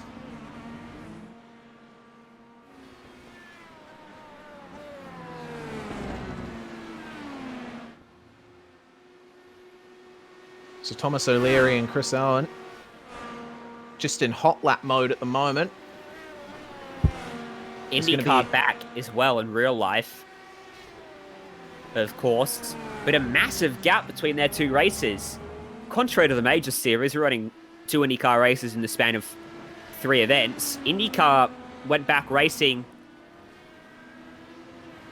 a couple weeks ago, and it's a month between that and their next race of the season. They're back at Texas. The next race is at Indianapolis, a month between, which is a massive gap. Contrary to what you see with say, NASCAR, they've had a ridiculous amount of races crammed in. They're halfway through their 26-race regular season now, after doing something crazy like 10 races in 4 weeks, whereas supercars have a close calendar too, but IndyCar doing things very differently. Yeah, they certainly do, and that's something that I've seen happen a lot in the past with IndyCar, even before the big global events we've had this year. They generally have a very long between seasons break. They start racing in about February, March, and then finish the season in September, or something like that over the last few years. So IndyCar's definitely all up for taking nice long breaks between the races. I mean, wouldn't you want to do an 8-month work year, though? Yeah, an 8-month work year definitely sounds like a life that I would want to live. Also gives a lot of time for drivers to do extracurricular activities over the course of the off-season. Take a part in a few end-of-year and beginning-of-year events outside of their regular open-wheel environment. But for these guys in the sim world, racing is an almost daily thing for a lot of these guys. They stay sharp in the sim, race every week at least. So in a series like the majors, the work never stops. Dwayne Burns is slowly reeling in Chris Owen as well in the battle for second place. There's still 6 seconds between them. But if we look at the lap times, Dwayne Burns did his fastest lap of the race on lap 27. That was the lap Owen pitted. This lap, Owen's actually pulled a bit back, but I think overall it is slowly closing. It does look like it. Dwayne Burns finding himself in this third position. It has a psychological effect on the driver. It can certainly increase your motivation. Yes, I'm in a high position now. I can keep pushing. Meanwhile, here's Burns' teammate Shane Bowen chasing down, it seems, Philip Morton. And this is for 8th place. Morton with a great run here in the middle stage of the race. He started in 14th and we saw him making moves to break himself into the top 10, but now it seems that Bowen is starting to come back at him.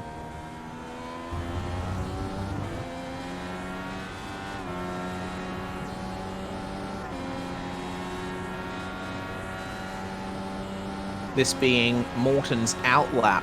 He only just pitted on the lap before, so Shane Bowen has a good opportunity. He's well out of sync, isn't he, at the moment? Lap 32 of 55, so his next pit stop will be somewhere around the region of a spin.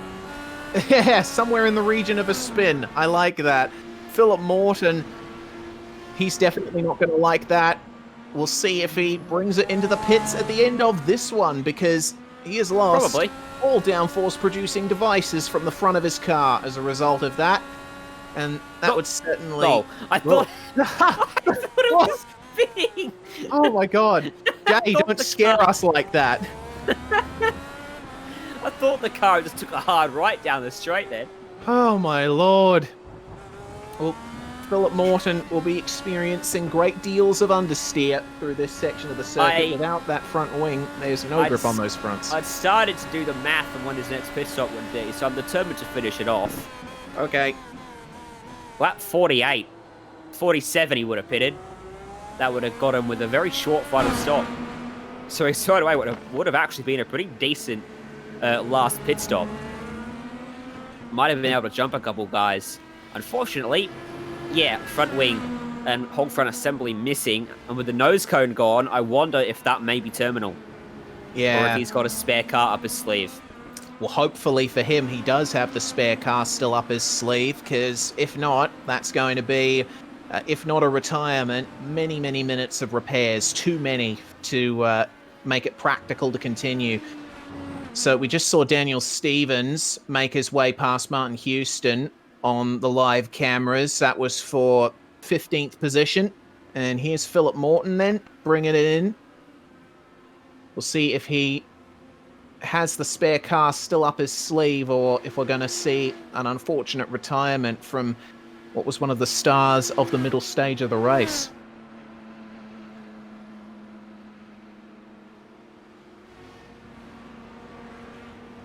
This race is really biting and taking a lot of big names out as early as Malgren, spitting at the very start of the race after qualifying very well. Philip Morton, no spare car. And I think he's done. Gerlock in 12th. He's run into issues, but he is still circulating. Daniel Stevens has had many issues. Harold Stadler's kept himself out of trouble, so the Legends Championship's going to swing in his favour. Touch wood! Touch wood! Touch wood. I am touching wood at the moment. I'm sure you are.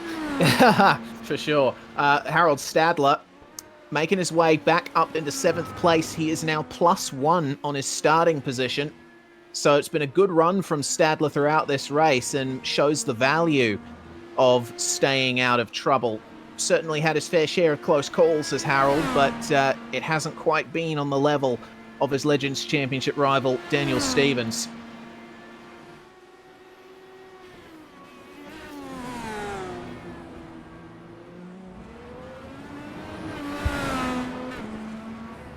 Cameron Dance going to be disappointed with how his race has gone so far. He's made just one mistake, but it was a big mistake. That high-speed spin through the last corner has cost him big time. He's off the podium. I don't know what that was. He's 6 seconds behind Dwayne Burns now. He's got 7 seconds to the car behind Thomas Hinz, so he's comfortable, but I'm sure disappointed. And probably not leading with as much enthusiasm as we've seen in previous rounds. Yeah. As we see Dean Mole coming out of the pits. He's a driver that's had a very tough one as well. Aaron Pascoe, meanwhile, 2 laps down in 25th and carrying a bit of damage himself, but it's going to be a close on-track battle between himself and Matt Andrews. Aaron actually closing in on Matt at the moment. How on earth is Matt Andrews still in this race? I have no idea, man. He's, I tell you what, I definitely give him points for commitment, because Who would win? A cockroach or Matt Andrews' car? Yeah, when the nuclear holocaust inevitably happens, Matt Andrews will be the one still standing in his Dallara IR18 IndyCar. I would have quit long before Matt Andrews did. I definitely give props to him for continuing. If I was in VR, I would have quit with that massive rollover and been 6 straight away when he had that crash. I think that car tumbled over a dozen times in the end. Certainly did. Would have made you very dizzy. But Andrews, with the clean car, taking a spare car after that one, and staying roughly out of trouble for as long as he can. So, at the very least, he will hope to see the checkered flag and get some points on the board. There's Michael Skurlock back in the pits once again from 12th position. Straight up onto the jacks. And he's pitting with 20 laps to go. He will only have one more stop. Thomas Hinz, look at that, top right, 144.195. That's the fastest lap of the race. Impressive. I said that Cameron Dance was comfortable. If Hinz keeps up that pace, Dance will start to sweat. Yeah, he certainly will. I'm looking at the last few lap times for Cameron Dance right now. 45.3, 45.0, 44.8, 45.2. So Thomas Hin's on a great run. Oh no, problem for Christopher Norton. That looks like it's down at Canada Corner. And I feel like that is another one of the prime issue that we've seen today. Drivers getting on the throttle in the mid-corner and the car just not cooperating. But we'll see what happens here to Norton down in Canada. Goes in fair enough, but just running a bit over the curb. And again, once he gets on the throttle, the rear end breaks free and there's nothing he can do to combat it.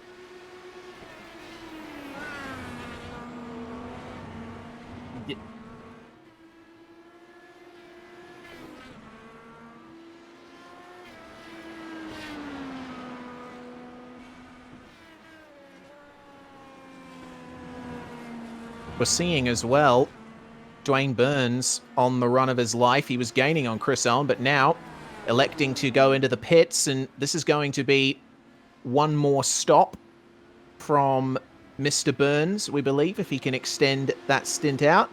There goes Cameron Dance to reclaim third on track. Thomas Hinz staying out once again as well.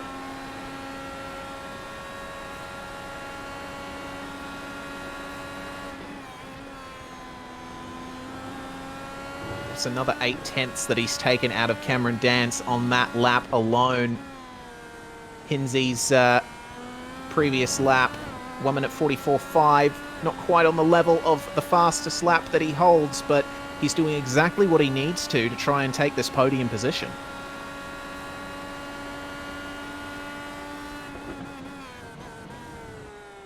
I'm looking up why it's called Canada Corner. I do believe the reason is because it is the closest corner to Canada on the racetrack. It's the northernmost part.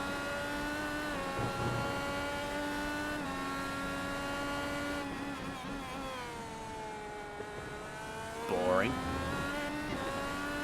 I don't think it's boring. Apparently, I found two theories. One's that the first car to pull off there was driven by a guy from Canada. And the second, that after a track cleanup in 1955, they found huge amounts of empty cans of Canadian beer. Oh, I mean, I would love to believe that story. I think I might go with that one. I've seen that one actually a couple times now. Among the usual little large amounts of empty Canadian beer cans and lots of empty Canadian cigarette packs. Track guy got wind of it and renamed Zone 12 Canada Corner. But also, I think it is pointed north too. It is indeed, but it seems like there's a few ways we could work out the history of Canada Corner there. I like a nice little historical mystery. Is it because of geographical location, or because a guy waded through mountains of Molsons? Well, that's that is the big issue. We'd certainly like to hear your opinions on why Canada Corner is named what it is. Yeah, Jay says make up a story in the chat and see how it goes. Thomas O'Leary spun! Oh! Oh no! But he's kept it off everything.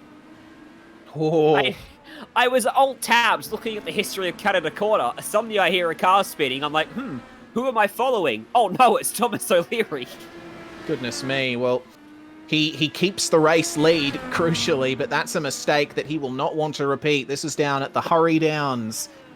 And let's have a look at this. Oh, just over the curb, mid-corner, unsettling the car.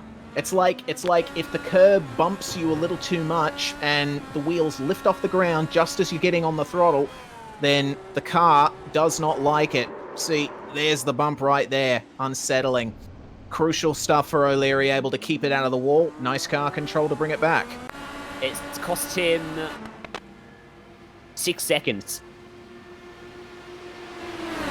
So Well, even, it didn't look like a big spin, but 6 seconds right there. These cars not renowned, I've done it again with that O sound. I'm going British again. It's not renowned for their suspension work. You can't pop it up onto two wheels. He won't want to make that mistake again. Chris Owen would have seen the gap suddenly shrink rapidly. Thomas Hinz is rapidly closing in on Cameron Dance. This is what is now the battle for third place after that pit stop for Burns. Hinsey gained 1.2 seconds on Cam Dance over the last lap. He is definitely on a charge. The gap for the lead, meanwhile, is down to 8 seconds or thereabouts with Thomas O'Leary's half spin. So Chris Owen would have seen that potentially and might be making a few plans as to how he can tackle the rest of this race if O'Leary makes the same mistake again. But that battle for third is what we're definitely going to be looking at. Thomas Hinz in the Sim Racing Channel car chasing down Cameron Dance, the reigning champion of the Majors International Division in the TechSense Fitstone Motorsport #1. And Hinz looking like he has got some great control of his machine at the moment. And on that fresh rubber, he seems like he is in the zone. That's the thing about Thomas Hinz. When he pops up near the front, he is one of the drivers to look at every time. Come to think of it, that's the second time the leader's spun today. Yeah, it has, actually. And Margarin off the exit of turn 1. He found the fence. O'Leary was fortunate he made that mistake at a corner where there's plenty of room to spin and not bin it at the same time. On board with Hinz. Now, as he gets closer to Dance, he's going to want every advantage he can get. If we zoom in... There we go. Yep, Jamie, what I was talking about. On the push to pass, he's got 5 left. From afar, I thought that said 1, but it's a 5, so he's got a few up his sleeve. Cameron Dance. 2.8 seconds to Dance up ahead. Top left of the steering wheel, we can see that margin there. So Thomas Hinz will be viewing that information and making a few decisions here. He'll want to reserve that push to pass until he's right up to the back of Dance, maybe within about a second or so. Cameron Dance, we're seeing, has only got 4 push to passes left, so he's going to have to use them wisely. Hinz having 1 extra. I love the fact that we're able to check in on the drivers' cockpit cams and see exactly what they've got left up their sleeve. It's great to be able to see the telemetry coming in that the drivers are viewing on their steering wheels here on iRacing. Yeah, we've got to remember it's something that we were not always able to do in the past, but a few builds ago, iRacing introduced the ability to see what's going on opponent cars' dashboards. So that was a great change, especially for us here at SimSpeed TV, bringing you as much information as we possibly can. Meanwhile, it's an on-track battle for 12th position. Daniel Stevens chasing down the number 98 of Stephen Williams. And Williams, one of the biggest chargers in the field, remember. He started in 26th and he's up to P12. It's going to be P13 by the end of this straight because Daniel Stevens with a much better exit. Stevens looking for a bit of redemption here. Remember, he started in 7th place, did Stevens.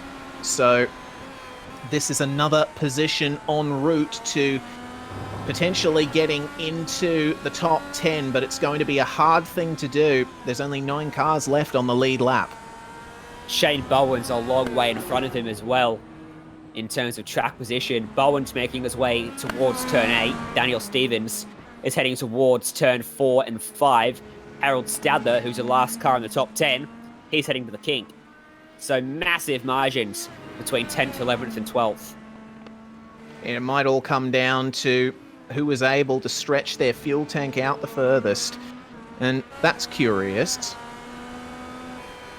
That's very curious. Hinsey has dropped off the pace in the number 52. Our Director J suspects he might have accidentally gone a lap too long and is having to fuel save. Yes! Coming back to the pits. He is indeed. So that's a real shame for Thomas Hinz.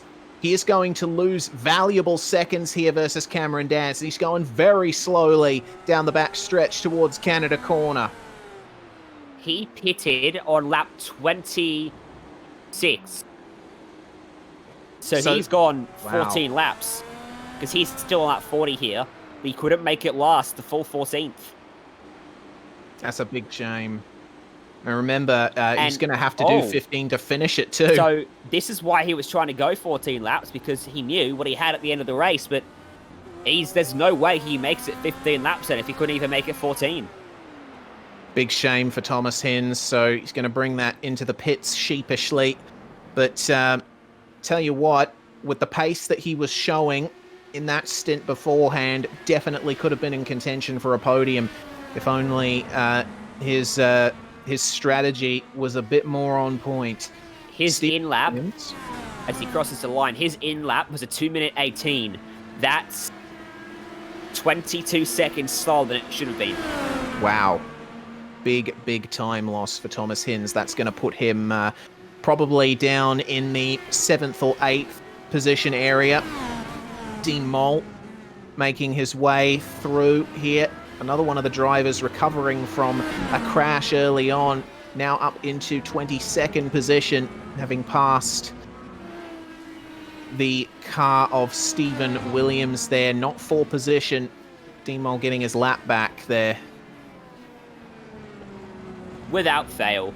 We had a calm middle stint, and then we get towards the final pit stop of the race. O'Leary spun, Thomas Hinz short-fueled himself, or, went too long, ran out of fuel. And now, leader's in they all come at the end of lap 41. So they'll come back out on the racetrack, and that means O'Leary, Chris Owen, Cameron Dance will have 14 laps to get to the end. Well, seems like the gaps between them are all large enough that they can afford to do that. What of Scott Newton? He's going to come in as well there from 4th place. And remember, Hinz was his main rival before he spun. With Hinz's fuel issues, Scott Newton now not in any trouble versus Hinz, at least it seems at the time being. And Dwayne Burns once again stays out here, and it's going to be a shorter final stint for him. O'Leary had damage on his front wing before he pitted. He got it repaired in the pit lane. If you can find a replay of his front wing before the pit stop, it looked like on my screen the front right was severely damaged. I'm going back and checking right now to see what happened to him, and looks like it was more than a lap ago. There we go. Contact with Johnny Bell.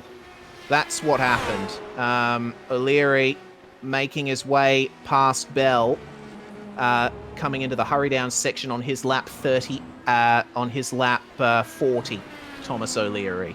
Just a little bit of rear end contact, miscommunication between the two of them. That's what led O'Leary to have that front wing damage. And luckily for him, he pitted on the next lap. His 40th lap was 0.8 of a second slower than his previous lap, so it did cost him, but luckily he came into pit lane very quickly afterwards. But it means the gap has been cut to 5.6, and look how close Dwayne Burns is after his early stop to the back of Chris Owen. But remember, he can't make it to the end. He's still got to pit again. Yes, indeed. So Burns is going to be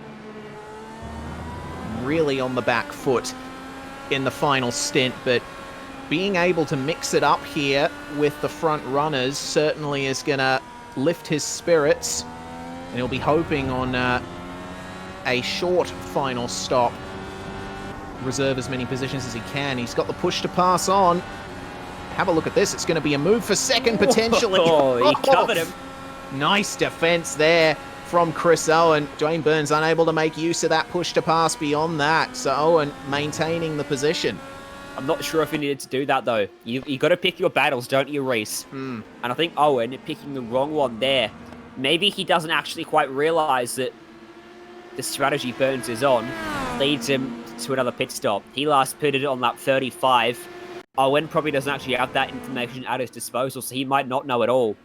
As here's the big dive from Burns, and doesn't quite work out. This is the replay down the main straight. Watch this. Owen moves it over, and then at the very last moment, Burns decides that gap's shutting. I can't go there, and has to quickly backpedal. Goodness me, how close do you want it? Burns' front wing almost touching Owen's rear tyre. I'm surprised that there wasn't contact there. But it just goes to show you how quick thinking you have to be in an IndyCar, in any high-speed open wheeler. So Burns had a little bit of a look down at turn 4.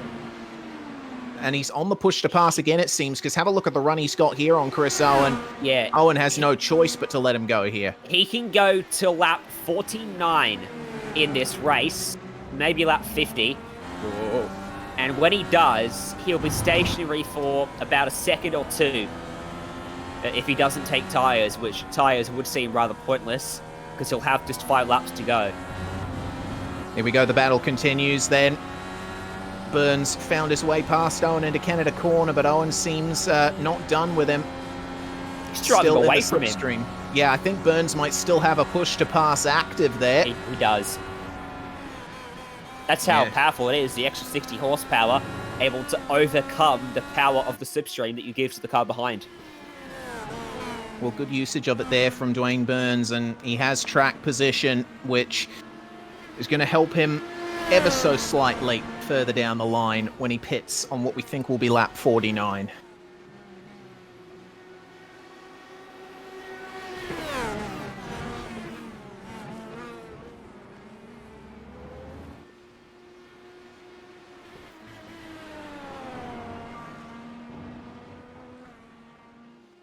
So the battle between Scott Newton and Thomas Hins, 7.3 seconds between the two of them now, after both of them having their own errors to deal with.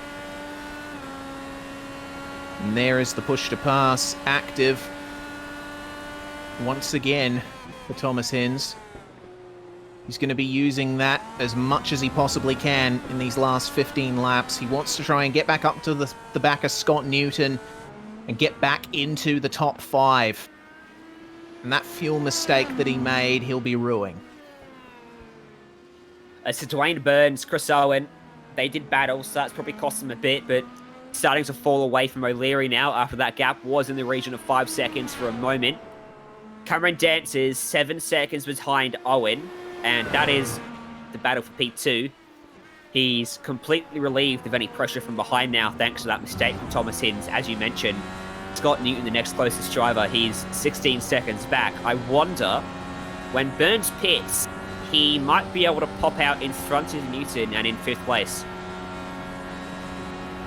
Yeah, he may just, if he gets that final pit stop right. So it's been a good run from Dwayne Burns to do the slightly offset strategy to everyone else. And if it works out for him, he will be net 1 position up from where he started, which is the kind of improvement that you at least want to see at the end of a race. So who are our biggest movers now at this point?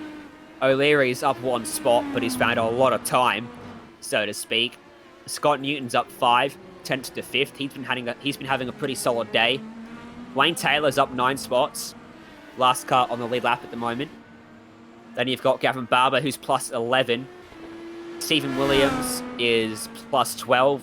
Made plenty of progress early. He's kind of stalled out of this position, though, since then. And Martin Houston, he's up 9 spots as well. Indeed he is. Some good charges. Will Leslie, we're seeing there, has no push to pass left as he makes his way past. That's a different kind of push to pass. Oh, yeah, that certainly is. Jonathan Ben won't be too happy with that one. And how many push to passes does Ben have left? 7. So he's got plenty to use. Why doesn't he start using it now? We'll get a replay of this thanks to Modem Simulation. So this was a little bit awkward. He didn't use it to defend, which is curious with, only 9 laps to go. He should have really used it there. Would have saved him a whole lot of hassle down at turn 5. So here comes the kinetic car up the inside. On the exit, he washes wide. Whoa. And rear to front contact. A big snap of oversteer as a result. From that car, gathers it up, but loses a chunk of time. Yeah, and I think if a steward were to look at that, they'd. Oh, Burns, by the way. Oh yeah, there we go. He is in, and that is a couple of laps earlier than we predicted, isn't it? And a long way further back than I expected as well.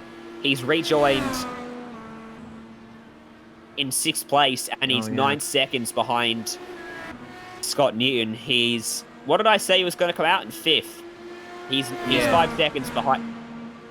He's 5 seconds behind that. Don't forget, Hins still needs to splash and dash. We suspect after he couldn't make it 14 laps and now has to make it 15 laps.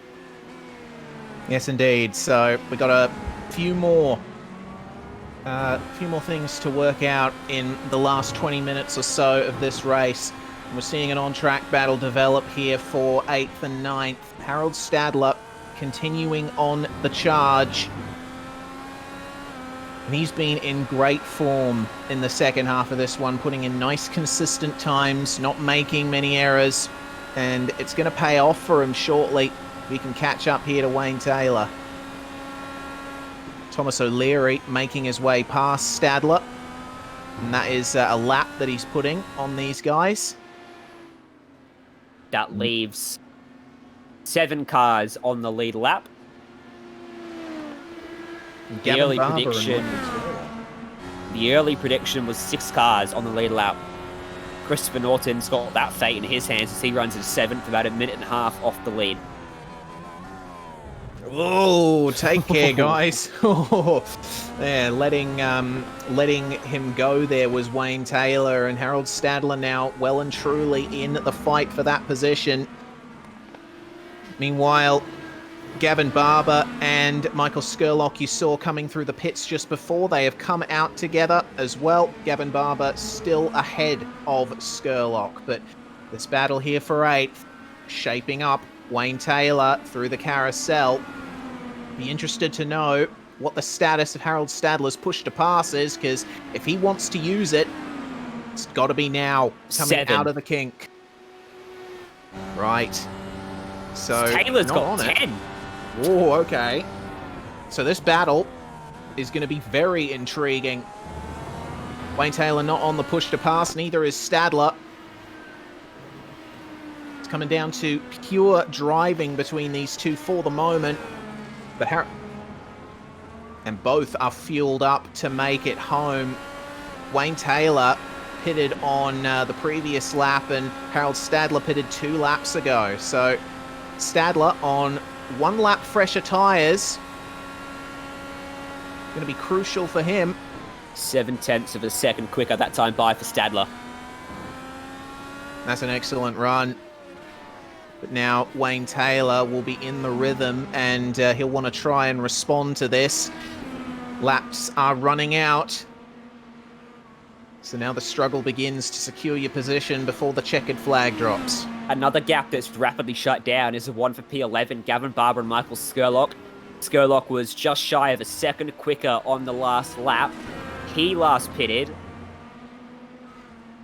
on the last lap together. So his in-lap was a second quicker than Gavin Barber's. And on the out-lap, he's quicker still. Over a second quicker on the out-lap. There's Thomas Hins taking his final splash, so that may promote Dwayne Burns up ahead of him. It does. 5 seconds, it looks like, between them. So there we go. That's going to sort that out more towards the end as Stadler continues his pursuit of Wayne Taylor. We're seeing a pass happening. Michael Skurlock and Gavin Barber side by side down the straight. And it looks like a nice run from Skurlock, almost definitely on the push to pass there. And he gets the move done, moves himself up into 12th on track, and I think it might work out to be 11th ultimately. Yeah, it's interesting to see how many uses some of these drivers still have left. We've seen how powerful it is. Even if you use it in clean air when you're by yourself, when you know that there's not many battles still to come, it gains you a few tenths. And those few tenths for Gavin Barber may have been crucial because he's got 8 uses left. If he's used four of them, Michael Skurlock's only got 2 left. So, if he's used 4 of them, Skurlock probably couldn't even attack into that corner. He'd been too far up the road. So, it is strange to see that some of these drivers just haven't used it. Yeah, well, I think if the IndyCar is not a car that you regularly drive, then it's going to be hard to keep reminding yourself of, oh, I have this extra tool that I can use. You can get lost in your own driving, as we've discussed before, and I feel like using push to pass can factor into that a bit as well. But these two very much together now for 8th, Wayne Taylor and Mr. Stadler. And Harold up into striking distance now. I get lost when I'm driving too, but I think that's a completely different thing. Might This just is- be. This is a really good battle between Taylor and Stadler here. It's going to come right down to the end with 6 laps to go, and they come across the line through the kink. Flat out for these guys. 290 kilometers an hour for Taylor. 295. Does he hit 300?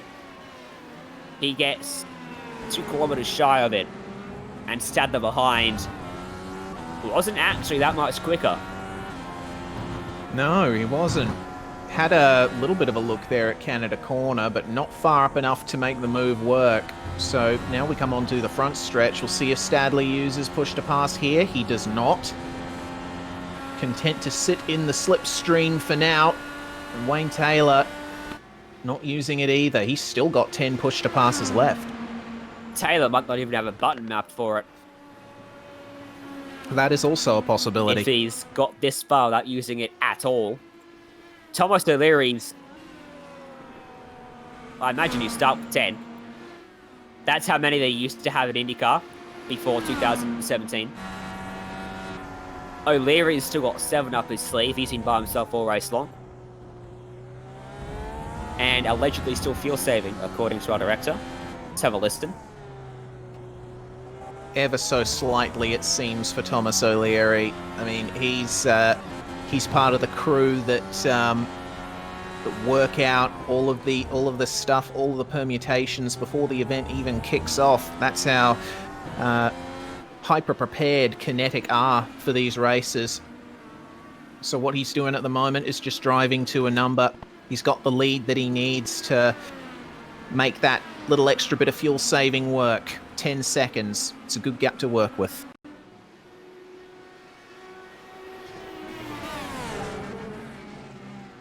I'm seeing a mistake here for Harold Stadler. That's coming up through the middle section of the course as we hear Thomas Hinzer set another fastest lap. Oh, yeah, not good for Stadler. Getting the right-hand wheels caught in the grass. Nothing you can do from that point. So, unfortunately, I think that might be the last we see of that battle between Stadler and Taylor, unless Stadler decides to go full ham on the push to pass.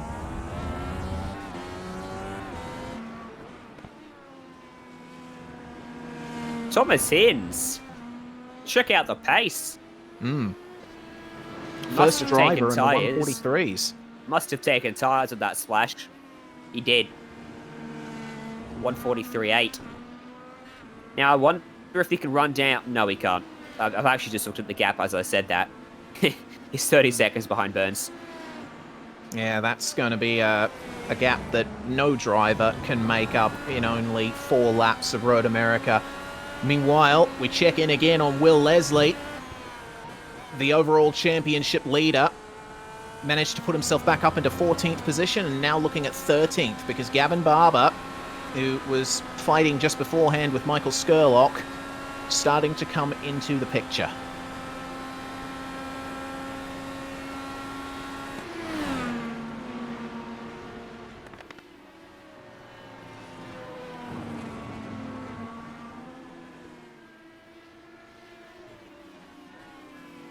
Closes up quite rapidly, does Will Leslie, in the first couple of corners, and very nice exit as well. Straight into the draft of Gavin Barber. We'll see if the overspeed from Leslie is enough. Looks like it might not be this time around. Doesn't stop him from having a look into the braking zone, though. Leslie looking for some redemption after that unfortunate being caught up in the incident with his teammate Mogren early on.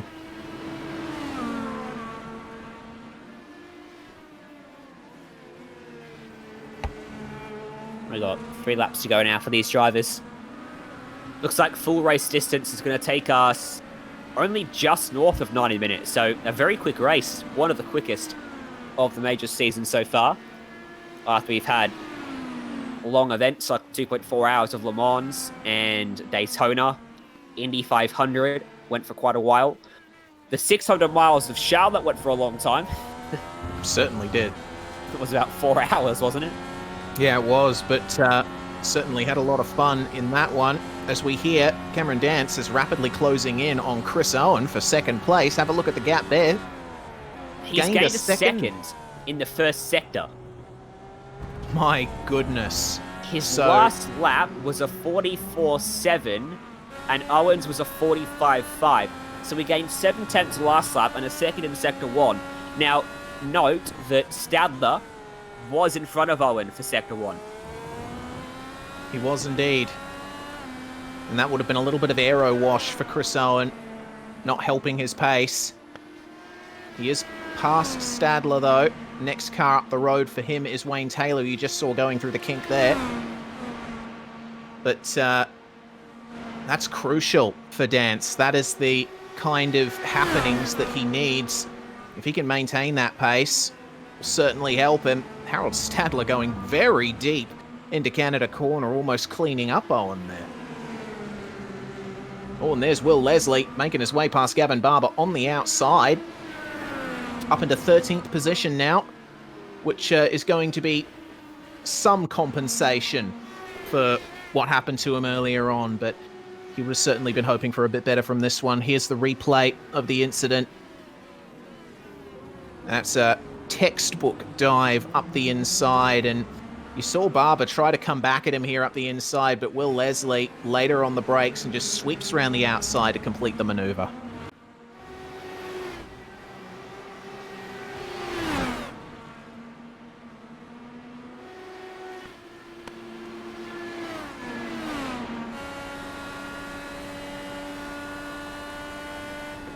Stadler on Wayne Taylor.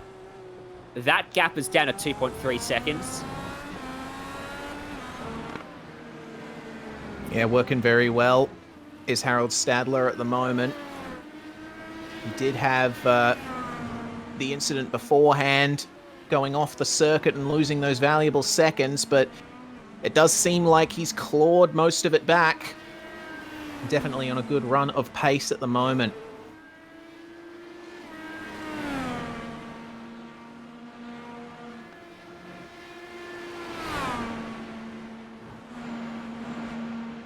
Cameron Dance, meanwhile, continuing to chip away at Chris Owen.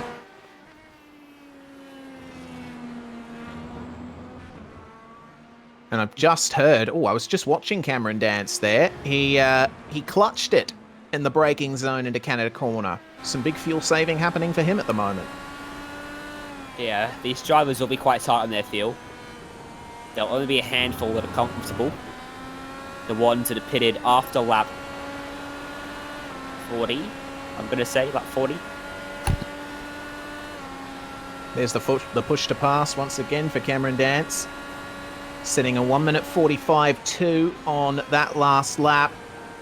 Chris Owen, meanwhile, dipped into the 44s on the previous lap, so responding a bit to Cam Dance. And pulling Stadler along.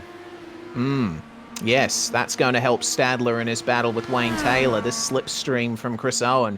And you see them right there. There is Taylor and Stadler and Owen right there. Stadler would be absolutely loving this. Wayne Taylor is getting no such help, and that's a problem for Gavin Barber. And he was one of the drivers battling earlier with, we saw Will Leslie making his way past him beforehand. See what happened to him here. It was down at Canada corner. And a spin. Let's have a look from Dean Moll's perspective. This would have been slightly scary coming into Canada corner, car ahead of you. Oh no! Sudden, just keeps turning. Wayne Taylor's let Chris Owen go at the worst possible time.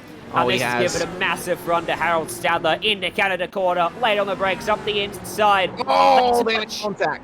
And Taylor goes around. Stadler spins as well. Oh my goodness. That was a very messy incident between those two. Taylor, I think, had Damage to Taylor's car. The right rear, the suspension broken. And that car is handling poorly. He's not going to make it around for another lap. He's going to have to come to pit road. Oh, look at the car bucking from side to side. Taylor can barely keep control of that. So this all stemmed from Taylor decided to let Owen go here. And this is all flat out. So he's just let him go effectively at the side of a straight, which is an absolutely horrible decision. And a lapse in judgment, I think. And then Stadler goes to that lunge, and then... Yeah, look, I think... Well, we can see what's happened there. Yes, indeed. That's some contact that neither driver would have wanted, and they were still visually some distance apart when the contact happened, so that is a shame for Wayne Taylor. Did give Stadler the room, but still, that's going to be that one done, and Wayne Taylor, through very little fault of his own, he's back out of the pits, but it looks like that car is still undrivable. He's not able to keep it in a straight line. Meanwhile, Thomas O'Leary. What a drive. Oh yeah, it is the final lap, isn't it? Thomas O'Leary, completely untouchable from the first lap. Would have been Marco Mogren coming home in the victory lane for this one, but O'Leary was the one who kept it together, running absolutely dominantly. So O'Leary taking a huge victory in the Majors series there at Road America. Chris Owen is going to come home in second. That's an excellent drive from him to bring it home. It's going to be around about 14 or 15 seconds to get back to the lead. And there's Cameron Dance. He was catching Owen very hard towards the end of the race, but not enough time left to do it. And Scott Newton is going to come home after weathering a spin to get a fourth place. Hey, look at the panel for P20. That might be pretty tight here, as Matthew Clowett has got Dean Mole going by him. Will Leslie's there. So Mole's trying to get by Clowett, and Will Leslie's in the middle of them. My goodness. Leslie's on the lead lap. Or he's a lap down. The other two are 2 laps down. Looks like that's how the battle's going to be decided, because with Leslie being there, Mole is just too far away from Clote to make a difference. Neither of them have got push to pass, so it's just the acceleration towards the line. Matthew Clote rounds out the top 20. Dean Mole unable to do anything, and there goes Thomas Hinz crossing the line for 6th place. And can't help but wonder what could have been for Hinz if he had not tried to make that last couple of stints longer. Christopher Norton is going to come home in position 7. The last car on the lead lap.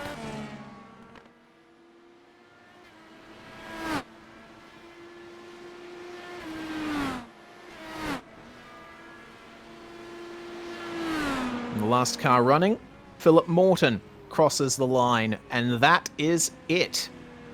Run and done is round 8 of the Major Series from Road America.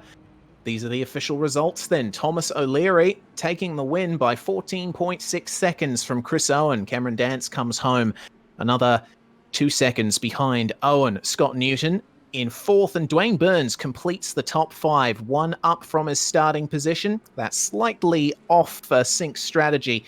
Worked out for him in the end. Thomas Hinz comes home in 6th with Christopher Norton, the last car on the lead lap. Harold Stadler comes home in 8th. Shane Bowen 9th, and Daniel Stevens in 10th. That is going to result in a change at the top of the leaderboard for the Legends Championship.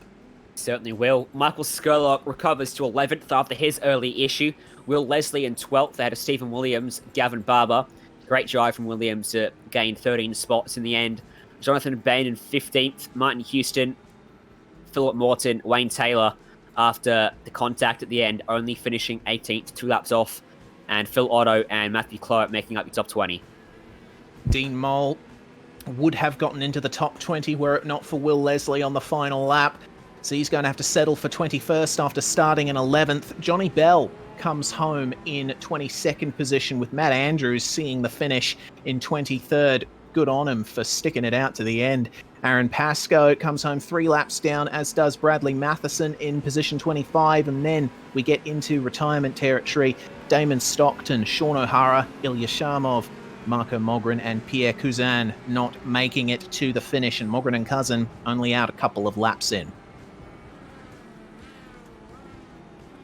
What a great race that was. Another fantastic race in the Majors series. Always seems to put on a show. And the same format came out again. There was some chaos at the end. There certainly was, and man, I absolutely love that about the Majors. There's always a bit in the middle where you're thinking, okay, things might be moving a little slowly here, but it always picks up towards the end, and that's what we love. Time to move into post-race, then. We do have a driver awaiting an interview. It is 4th placed Scott Newton. Scott, welcome to the commentary box. That was a very tough one for you. Absolutely, Reese. Having not made the proper qualifying time this week, having to start behind all of the Q1 guys, it certainly made it a lot more trickier for me starting P10 than just fighting my way through the traffic, just biding my time and playing the fuel strategy accordingly. Aside from the fuel strategy, one of the defining factors we saw today was spins, and you were no stranger to that at the final corner. Can you take us through what happened there? Just getting on the left-hand side curb and the car braking free? Yeah, it's something that I don't know whether it's part of the car or whether I just went too deep under brakes and just pinched the rears, and once you lose the rear end of this car, there's no chance of saving it. Same time at turn 3 as well, just jumping over the curb on the power, and round she went again for me. So I would have liked to have been a little bit closer to Cam in P3 in the end, but ultimately those spins cost me. And then I think a mistake at turn 2, just running a little bit deep as well, cost me probably another 3 seconds there. Well, regardless, it does seem like you had the strategy down pat, because your main rival was Thomas Hinz throughout the majority of that one, and he was unable to make his fuel tank last the extra laps he needed. And fuel was the big major deciding factor here. Everyone had to fuel save a little bit. Yeah, absolutely. I'm not sure whether Tom was using the push to pass a little bit more than usual, because he was keeping up easily with me, and there was a little bit of battling there, but once he broke free there, I just knew that I had to fuel save to make the number to then get to the end, because I saw that I think Thomas ran out of fuel 1 lap to go before the final pit stop, if I remember correctly, and yeah, that's when I noticed that I really caught up to him, and yeah, I knew that at least P5 was in the bag. But then once Dwayne pitted, it was a even bigger bonus for me. So yeah, 4th place couldn't be more happy. Yeah, good result for you in round 8 of the Majors series. The next round is Knoxville in the sprint cars. Will we be expecting you there? Potentially with minimal practice, but obviously enough to get me on the grid. But the one that is preceding that race, round 10, is the one that I'm most looking forward to, which is the Formula 1 at Spa. So yeah, certainly can't wait for both of the rounds, but yeah, certainly we'll see how we go with round number 9 of the championship. Certainly will. Before we let you go, Scott, any shout-outs, any sponsors that you would like to thank? Yeah, just all the blokes at Apex Racing Team. Huge shout out to Zach Campbell as well for providing the setup for me today. So without him, I wouldn't have had the success I would have had today. So cheers to him for that, and also the sponsors SDK Gaming and St. Peter's PC Systems. Thank you very much, Scott Newton, 4th place finisher in the 8th round of the Majors series. Now we're going to get to our podium finishers, Ryan. The first one joining us is Cam Dance. Cameron Dance, 3rd place today. Congratulations on that. You had to work hard for it, though. Wasn't without its struggles. Few silly mistakes here and there, but hey, at the end of the day, I'll take the 3rd place considering who was in front of me on the grid, so, and who was around me as well. So yeah, can't complain at the end of the day, but hey, it's one of those weird races where fuel saving seems to be the main talking point, and I absolutely hate that, but hey, made it work at the end. So, what happened at the final quarter? You had that spin. It looked like maybe there was a bit of compression locking going on that might have sent you around. It was curious because behind you, about 10 seconds later, Scott Newton did the exact same thing. Yeah, funny bump that's on the way into that corner, which all practice and all qualifying and everything, I hadn't actually downshifted when I'd hit that bump. Well, hadn't had any problems if I'd downshifted at that bump either. So it was, yeah, caught me out a little bit, but managed to recover nevertheless. And then fuel was a big talking point. We were on board at one point and remarked that you were saving just a fraction. How close were you on fuel by the time we got to the end of the race? As across the line, I had about half a litre or just over half a litre left when I got across the line. So I was reasonably well enough to get home without having to worry too much. But there was a few interesting strategies out there. I knew, like, if you didn't pit before, well, if you pitted before lap 43, you ended up having a fuel save to get home. So it was just a matter of running to a number, and then if I went below that number, then being able to push just that little bit more, which is all I did. It was pretty much all race long, just push the clutch into the braking zone and then let it out as we came into the corner, go down the gears and then go through. And eventually it was actually running below the number that I actually needed, and it helped at the end of the day because it gave us enough fuel at the end to be able to push a little bit. Next time we race, over a month's time, we head to Knoxville Nationals. You're not shy to proclaim your talents on the dirt, so I expect you're going to be talking up your chances of getting a win there. I could toot my own ego, but no, I won't. Who knows what's going to happen? I mean, I'm pretty much the favourite by any means, but we'll see what happens. Oh, hopefully not. There we go. Cameron Dance. Before I let you go, who do you want to thank? Sponsors and the like. Yeah, just like to thank the guys at Fitstyle Motorsport and our supporters, TechSense Sensors, Renfell Harnesses, Demon Tweaks, Fight Colorectal Cancer, you guys for putting on an awesome broadcast, and Mike and the team from the Major Series for putting on another awesome round of racing. Well, thank you, Cameron, for joining us. And now, Reese, you're standing by with our second place skater, Chris Owen. I am indeed. Welcome to the commentary box, Chris. Congratulations on that second place. But, man, it looked like it was a tough one for you guys up the front. O'Leary just seemed to have the edge on everyone else after that initial start crash. But you have managed to bring it home in a very strong second with very little pressure from behind. Yeah, I mean, fuel saving isn't my strength, so it was a bit hard to continuously fuel save. But with Thomas's pace, I thought there is no way he's fuel saving, and then before you know it, you figure out he's fuel saving as well. So you're just like, you do everything you can to hold on to P2, and that's all I could do, I guess. Nearer to the end, Cameron Dance was really drawing up to the back of you using that push to pass. And what was your approach to using push to pass throughout that race? Did you find yourself using it more towards the end just to keep Cam behind?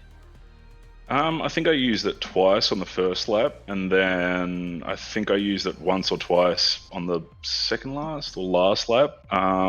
Just with the amount of fuel saving, for me, it was just impossible to use it, to be honest. But I did use it, I think, once or twice on the last lap or something like that, just to confirm second place, I guess.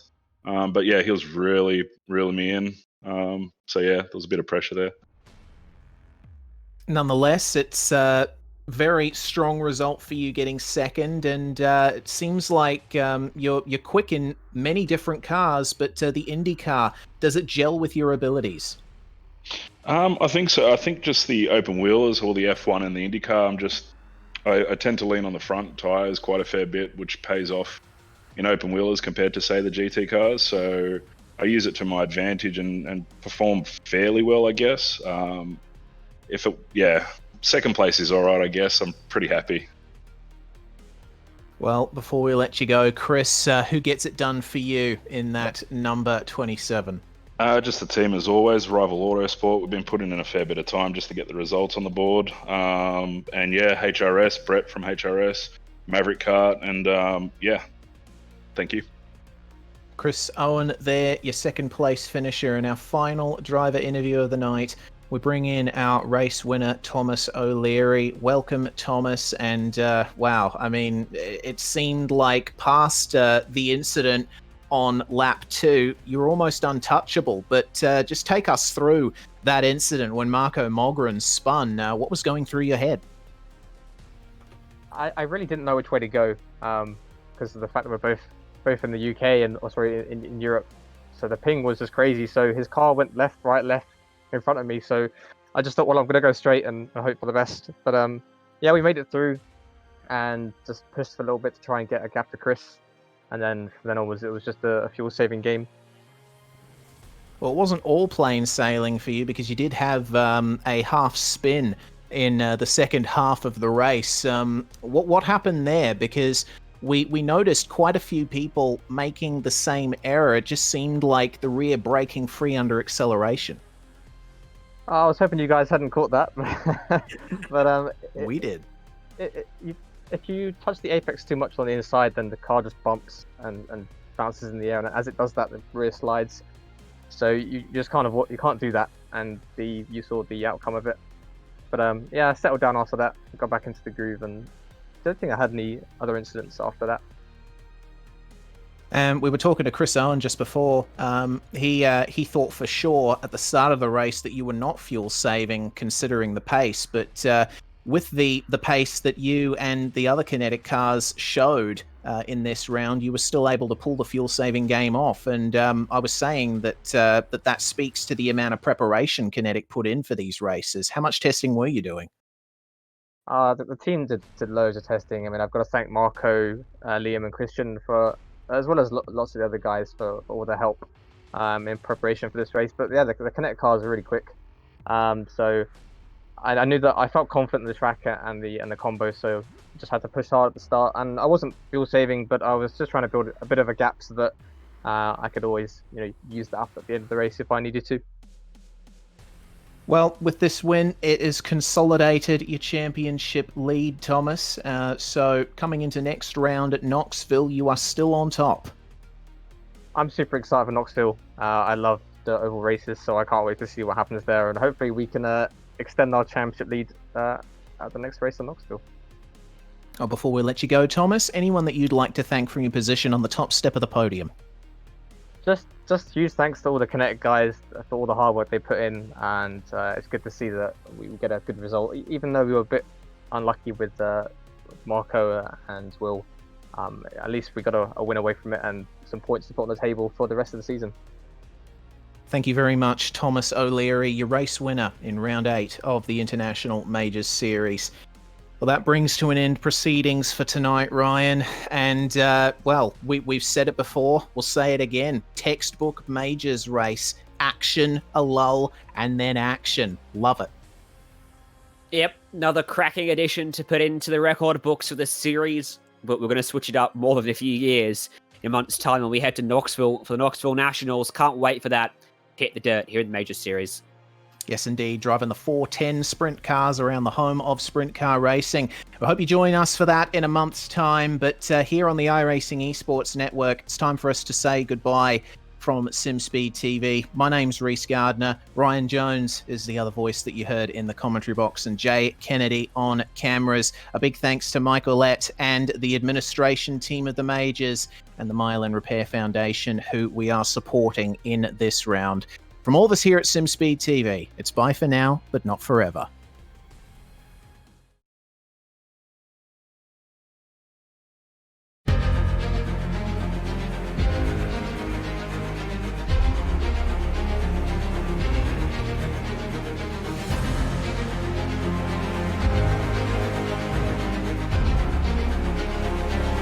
This is fantastic. This is GT racing right now. He's got traction, he's got rid of the outside of both of them! Maloney! Oh, he's taken Anderson! Anderson's up to Oh my god! Big crash! Oh my goodness, half the field's gonna get rolled! Second very close. These guys are want to make their way through the field very quickly. Oh, here we go! Oh no! That's massive! This is it! This is over! I can't believe this! Oh my god! God, what?